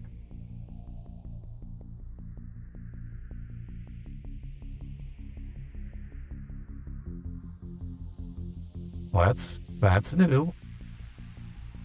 That's definitely an interesting one. Pope Innocent. Mm-hmm.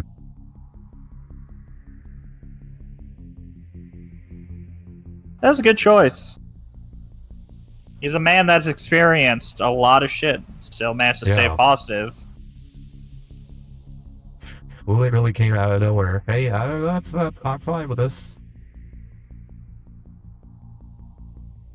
Thank you for your sacrifice. Jesus is hungry.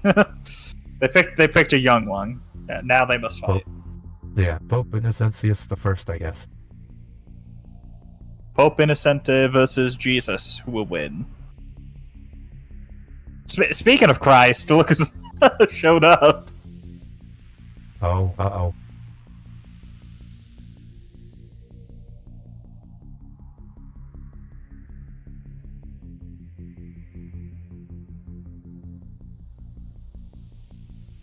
Yeah, I did want the job.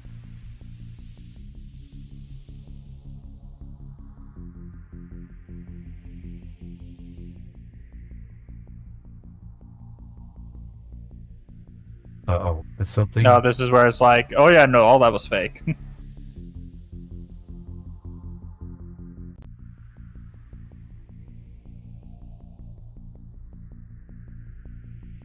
You know, any Catholic can be nominated for Pope, so...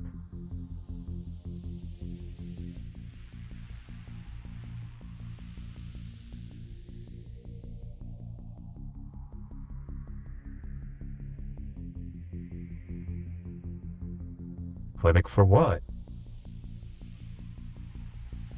Okay. Cancer?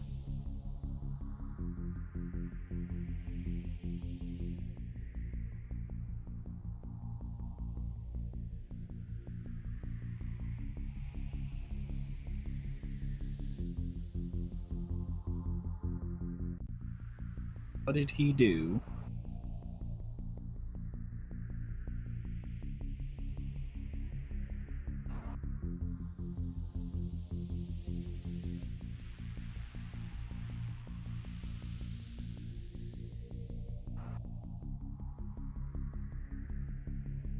Okay.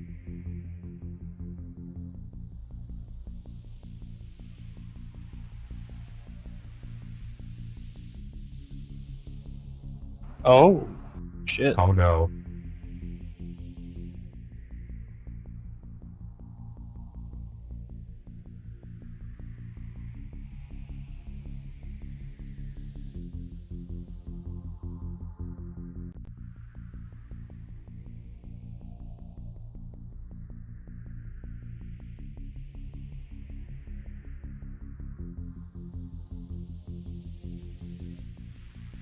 A hysterectomy. Oh, he's got a uterus.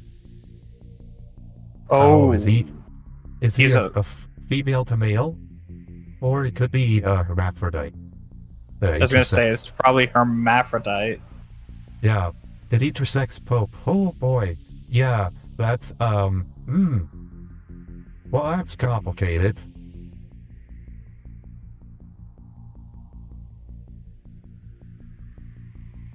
Oh, shit. Yeah. Yeah. It's kind of too late now. Yeah, I mean, any Catholic can become the Pope. Those are the rules. If you nominate him, that's the Pope. Like, yeah.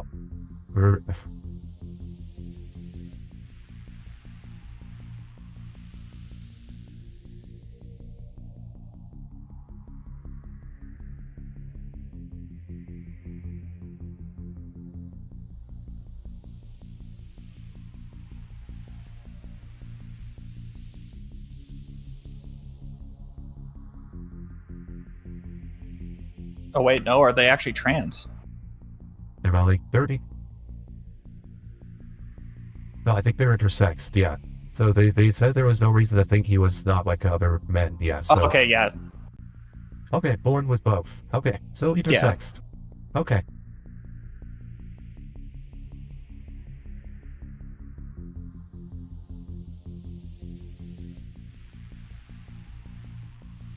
Right, now he obviously able to mingle with men, sorted into men, so obviously has male genitalia. Out of the outside, but also has female genitalia inside. So, that's interesting.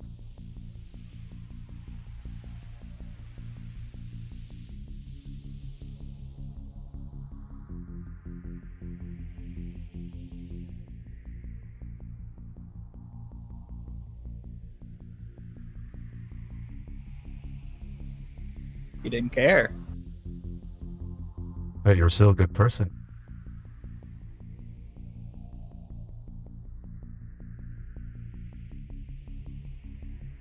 Intersex is different. I mean, you're literally born different. I mean, that's...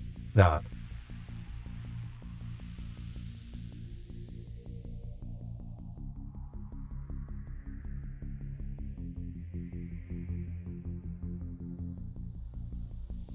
fair. Yeah. And, I mean, he lives as a man and identifies as such, so, I mean... Yeah, that's the best response. Yeah, no.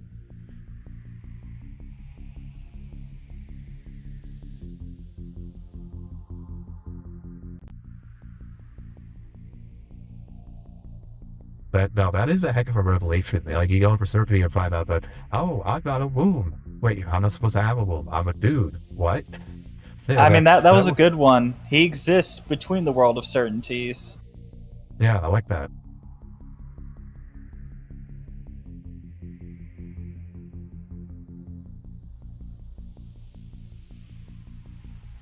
I hate you voted for him, so there you go.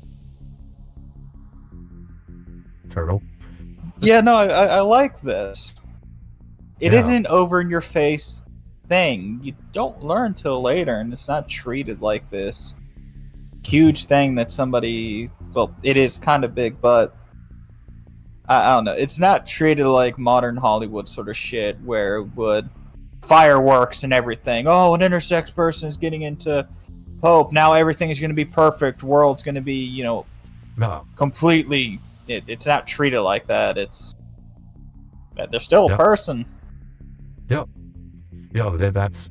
And this is what I've been saying, is that good writing matters a lot. You can put things like that in your film if the writing is good. Though the problem is when you use that instead of what is in the place of good writing. That's what leads to the suckage that we've been seeing.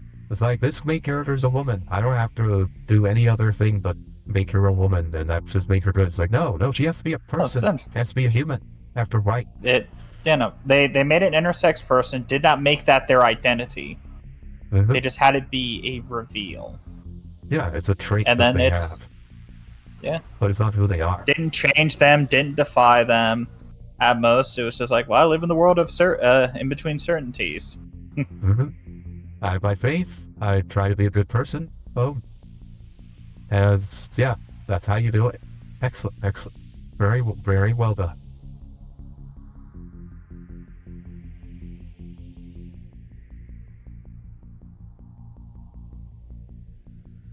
Would be some interesting shit though if that did happen in real life. Oh yeah. Oh yeah. Oh man. Oh, the church would be never the same. For sure.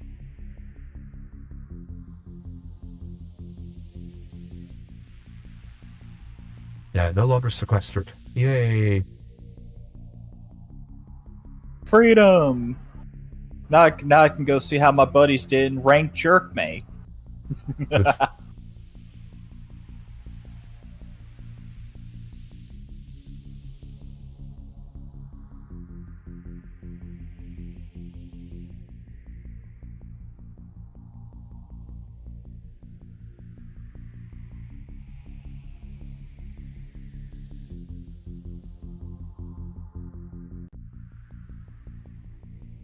Well, alright, that's how it ends. Okay. Alright, I don't think there's any, like, post-credit scenes or anything like that. I'll jump forward pretty sure now. Whoa, kind of funky. No, okay. Yeah, I don't think there's any, like, post-credit scenes or anything like that. Alright, so, hey, alright, so we'll start. So, Diesel, what did you think of the movie? Ooh, pretty good. I did enjoy it, considering one thing I was worried about this being tied to Catholicism. It was going to be overly preachy and shit, but no, not really. It kind of tackled more into what I was surprised of politics and politicking, not within the church, but also just in general. Without saying it, except for the liberal comment, we fucking saw conservatives versus liberals and kind of the two extremes. But also how, some people are willing to just bend the knee because, they're like, it's weird, but I did like the ideology of the liberals. It was just like, well, we'll vote for the black dude. Same exactly, but the other dude's white, so we'll just vote him in and we'll use that as a feel better. First, black vote. I like that fucking... I'm trying to think, but like hypocrisy in the sense of you didn't want to vote for the other dude because they believe in kind of the same things. So they both believe in the same extremes, but you're willing to vote for one just because his skin color. Yep. You claim to be about equal rights for everybody and stuff, yet you definitely will choose somebody based off their skin or gender. Yeah, which is an interesting thing there. Yeah, it's like, if he was white, we would be condemning him. It's like, you're letting his skin color affect your vote. And people do that. That's the thing, like, people will allow skin color to influence them one way or the other, positive or negative. In this case, we see the swaying him more positive than they ought to, as opposed to being overtly negative, which it's just as bad. Yeah, because as he said, I cannot remember his name because these names are really... No worries. Adeyemi was the African. Adeyemi. Yeah. They, Adeyemi, like he said, wants homosexuals to be thrown into prison, to burn in hell. Tresco, I think is the man's name, or the Italian man. Yeah, I think he probably had something of the same ideals when it came to homosexuality. Yet they're willing to vote the other dude in because, well, he's black. It's like, well, he was white, he'd be condemned. Now's not the time. Yeah. Like, literally, when somebody's bringing it up, they're just telling them, shut the fuck up. All right? Shut it. Yeah. We don't like the other one. Well, Tedesco wasn't about, like, putting gays in jail. He just didn't want them in the church. That was the difference there. Like, Adeyemi goes far as actually further out on the social issues than Tedesco. Okay. Tedesco just wants a traditional church. But, like, on gay, like, Adeyemi is actually further out there. And that happens, like, you see that with the current African cardinals being considered right now in Conclave, like, in our real world. That is actually a thing. Like, the LGBT issues, very contentious amongst some of the sects from some continents. So that it's very, very interesting how the African. But I give it more credit then for pointing out that hypocrisy. Yeah, that you're willing to vote in somebody worse just because they're black and not white. Yeah. I love that hypocrisy that we stand for gay rights, except for when a black man says they shouldn't have them because he's black. We got to get him in there. Yeah, and you also see the Tellini's. Tellini's thing is, I don't want Tedesco, anybody but Tedesco, and we see that's not a good position to take. I actually just had a Blue Sky post the other day of like, it's better to be for something rather than against. Against frames things as a negative. For is constructive and positive. Tellini took a negative position, and that's what leads him to constantly compromise his ideals, including even against Tremblay. He was willing to settle for an outright corrupt pope just to stop Tedesco. Until finally he's like, you know what? Nope. You're right. I went too far with that. I should not have compromised that far. I should have taken a stand somewhere. I got too consumed by anybody but Tedesco. Lawrence, on the other hand, he's for something. He is for the church. He's for due process. He is for doing the right thing. Benitez, likewise, he's for something. Tedesco, even to an extent, Tedesco is does have a positive to him. He wants tradition. He wants the old school back. So he does stand for something. It's just, is that what he stands for? Is it the right thing? And the movie says no, because it points out how his views are not necessarily leadership. They are divisive. They would cause them to miss opportunities. Very good reflection on that. Positives versus negative stances. Very good. Excellent examination of human nature as well. Like the different personality types that would vie for power like this. Really gets into it. So good. The psychological examination of these characters was so good. All of them felt real. Like, these are all people, but they all felt like people. None of them felt like cardboard cutouts or caricatures. They were all intensely well developed. I really enjoyed that. But yeah, sorry, continue. I just wanted to jump in there. Yeah, no, I just, you pretty well hit a lot of stuff. But yeah, no, I did like that, how without making it, like, it's a good way of casting the whole looking at politics and politicking in general, even outside of the church. You can draw easy comparisons with both sides willing to bend a knee to be, well, I want anything but a liberal in fucking that position. I want anything but a conservative in that position. And you're willing to bend so far that you stop really caring about what the person you're voting in is saying. And just, well, you're not that, so you gotta be good. And it's, it was good on that part, and it was interesting watching the process and how I was honestly expecting us to see more like talking amongst each other, trying to sway votes and stuff. I liked how it just stuck with Lawrence. We don't learn anything outside of Lawrence's character, which makes sense. He wouldn't know that information until he found it. So they did a really good job at that. Of we could only go off of the vote. Yeah. On how they're being influenced. Yeah, and I love the game theory aspect of like the updated shifts. So you see the shifts in power and how the wind is going, and things like that. So you see like the anti-Tedesco faction kind of trying to rally behind the different people and so on. Very good. I like that. And even Lawrence there, except until that final, and I love it how the movie uses the explosions, they foreshadows, and then the payoff, the explosion, because Lawrence was about to win. Lawrence was about to be stuck as the Pope, and he knew he wasn't worthy. And so the explosion essentially saved him from being Pope, because that's what allowed Benitez to step up, and her instead gave him his moment. So they portray it as like almost like a divine intervention. So yeah, the Muslim bombing, I guess we are led to believe that those were Islamic terrorists that did it. The movie doesn't say outright, but it's fine. I mean, we'll just assume it was Islamic terrorists, because that's usually what happens there in Europe during this period that this is set in. So, and so that leads essentially to this divine intervention on behalf of Benitez. So that's kind of funny, and you as the audience, you can interpret it. Was this God's will essentially, or was it just happy coincidence? You can it is an interesting thing of I like how they left it ambiguous. This could have been an unrelated thing that Tedesco attempted to sway it as, no, that was an attack on us, and tried to get a last-minute rally, which he nearly did. So I think that was interesting. It was a good choice to leave it ambiguous, as it could just been an unrelated event. Yeah. No, exactly. And because I don't think we're led to believe like Tedesco did the bombing or anything like that, because they confirm it's bigger than that. And while he's a bit of a showman, he's not portrayed. Tedesco, to his credit, is not portrayed as corrupt.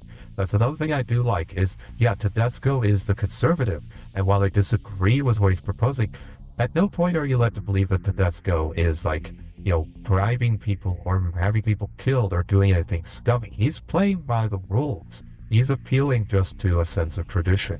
That's what he brings to the table. So he's an honest fighter, essentially, which is, that's cool. Again, you don't get a lot of movies that are willing to portray that kind of ideology, but make it clear that the person who holds those is not outright scum.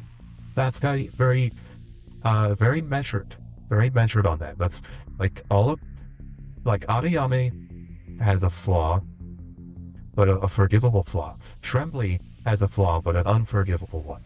So we see two types of flaws, the forgivable, the unforgivable. But then you see the two stances, Tellini and Tedesco, opposite sides of the local spectrum, but they're both essentially honest to a degree. Although did every confirmation, did Tellini agree to a bribe from Trembly? Was that because, Lawrence even says, what did he offer you? But Tellini didn't, confirm they took a bribe, I don't think. So, but, and of course you have Lawrence, again, honest actor, Benita's honest actor. So, man, it was good. It was good. Very balanced, well written, no characters. Everybody had depth. The acting is superb. Oh, man, the little things here and there, the way the actors will convey things just through body language, really loved it. The body language, subtle sound design is really excellent. The way they use the footsteps, the light use of music, very choice uses of music. The music is excellent, well chosen. The language, the way they shift between, Italian and Spanish and English, they just shift through all of these different ones. It's very good, very well balanced. The costuming is superb. I love the costuming and the set designs. This is a really good movie. Anora sucked. Just so everyone knows, the Best Picture winner for last year was Anora. Anora's a terrible movie. And this should have won, I think. But based off the movies that I've seen so far of the Best Picture nominees, this is really good. This should have won Best Picture. This is a really good, genuine, at its heart. Yeah, it's about the Catholic Church, but really at its heart, it's just a really good examination of power and how leaders are decided, what leaders are, how leadership can come to be, and just organizational drift. And it's about more than just the church. And I like that. There's the lessons to be learned here, even if you're not a Catholic. And that's really good. That's really good. This has something for non-Catholics and Catholics alike. And I really like that. This is a lot better than I was expecting. I'll put it that way. I see this when this came out, it was a pretty big hit at our theater. We had I was surprised by, because okay, Ralph Fiennes is a name, he's got a fan of people show up, but it had some really strong word of mouth. So it kept going a bit longer than I thought it would. It had more bodies in the theater. The first weekend was okay. Second weekend was bigger, and it picked up some steam there. Word of mouth got out about this movie that this is good. And this is up to my very much leave. This is I would say I probably believe it's the case of it's well done, but I don't believe it's just because it's a Christian movie that it did well. It's just because it was done well enough that you could compare it to politics, and it does a good job of kind of diving into, like I said, politicking your way into trying to get a position, alongside just showing the politics among people and how different cultures would have different values on things. As we see, a lot of Africans, they're not really, for homosexuality. All right. Yeah, well, that's a factual statement. You're not denigrating Africans by saying, LGBT people don't have a good time in Africa. That's a factual statement. That, you look at Ghana, it's a factual statement. Yeah. And, this is, I agree. This didn't do well just because it was a Christian movie. I agree with you. This is appeal to a very broad audience. It is about the politics of power in general. It's about the politics of organizations in general as well. You don't have to be a Catholic to enjoy this movie, and that's a very good film. If you don't have to be the religion to enjoy it, it's very good. I definitely recommend this to all audiences, regardless of your religious preferences. This is brilliantly acted, brilliantly directed, brilliantly presented.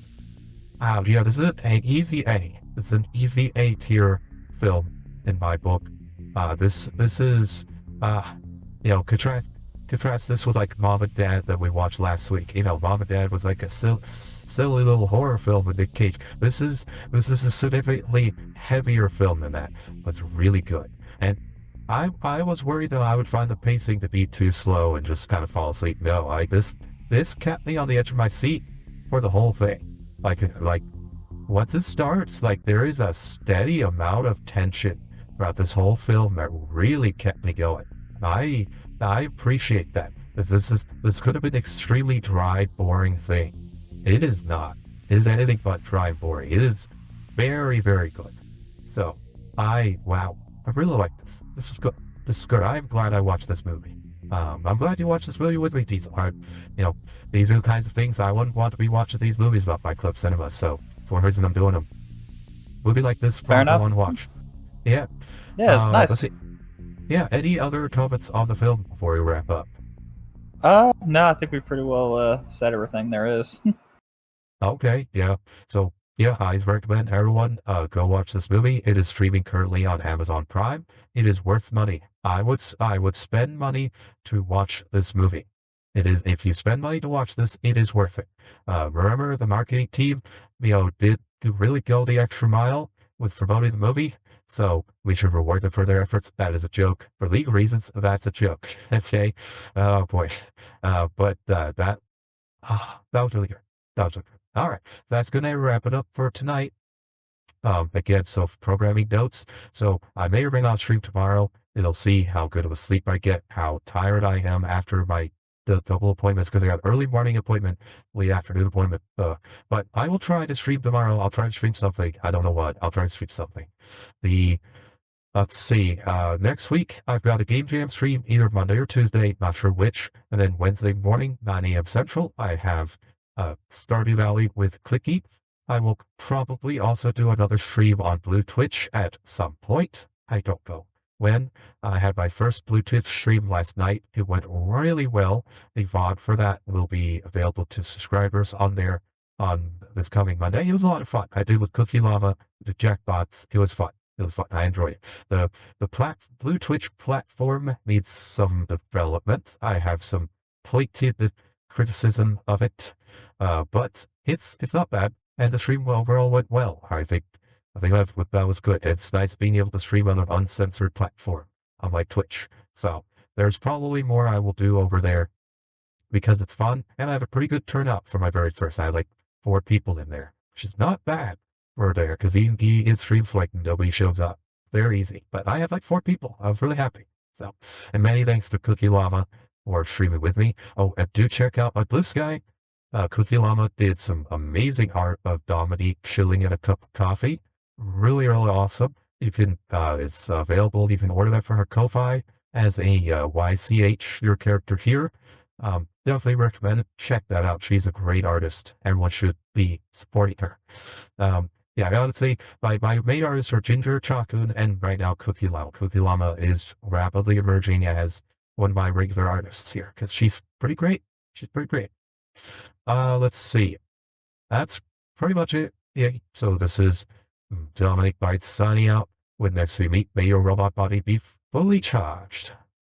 Dominic Bytes, you productive little devil. It's almost as if you're trying to impress me with your endurance. Hey, yes, welcome to the stream, Dominic Bytes. Hopefully everything works out for you, buddy. Hey, Dominic. How are you? Hi, Dom. Welcome. Hi, Dominic.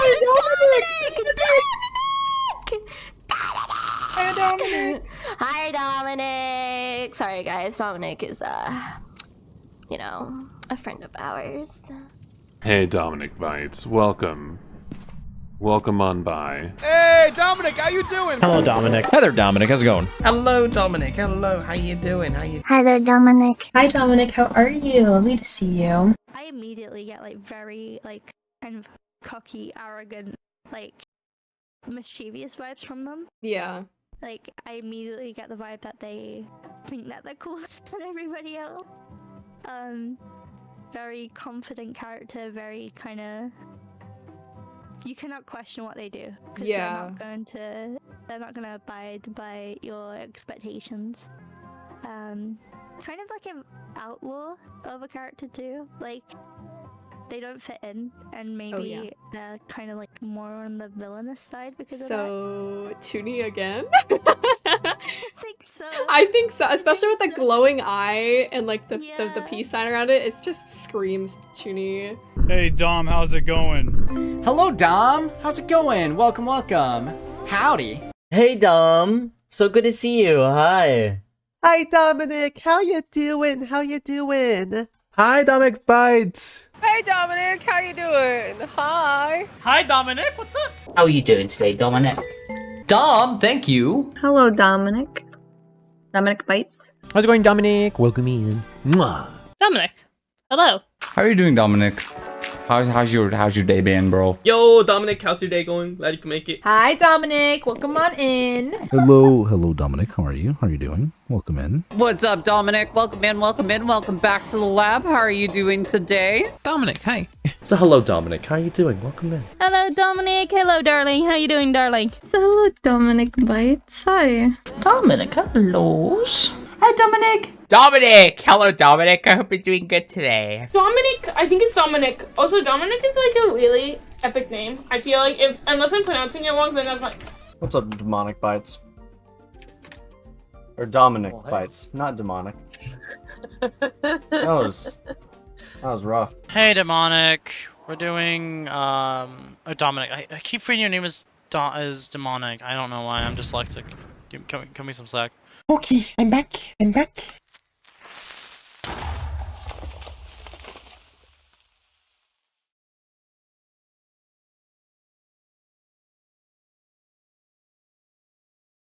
Boy.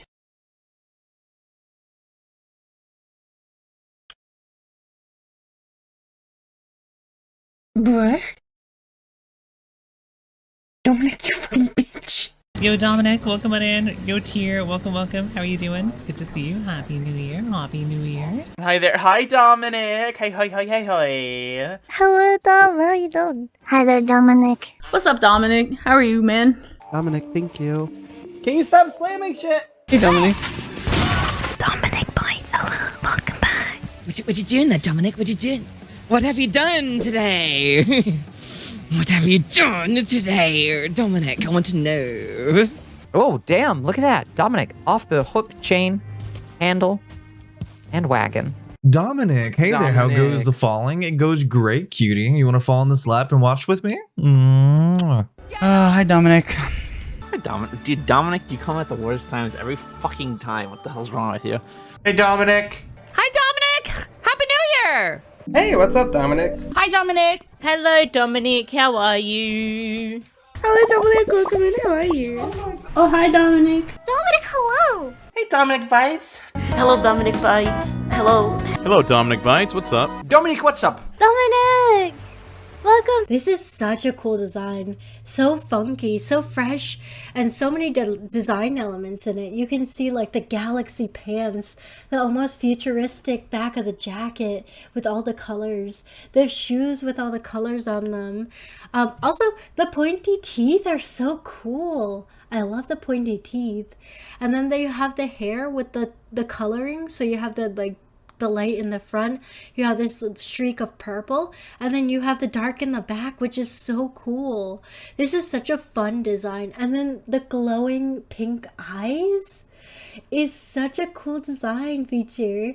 It is so nice. It's it really makes the eyes pop and really draws your eyes straight to their eyes. I think you are so cool, and you are gonna get ice cream. I cannot read names right now. So the last one, the more blue picture, for sure number one. The last Chuny we did, yeah, 100% number one. Dominic Bytes. Oh, it's you. Oh dear Dominic Bytes, let's just say there are certain positions we could explore together that would make even the most advanced AI blush.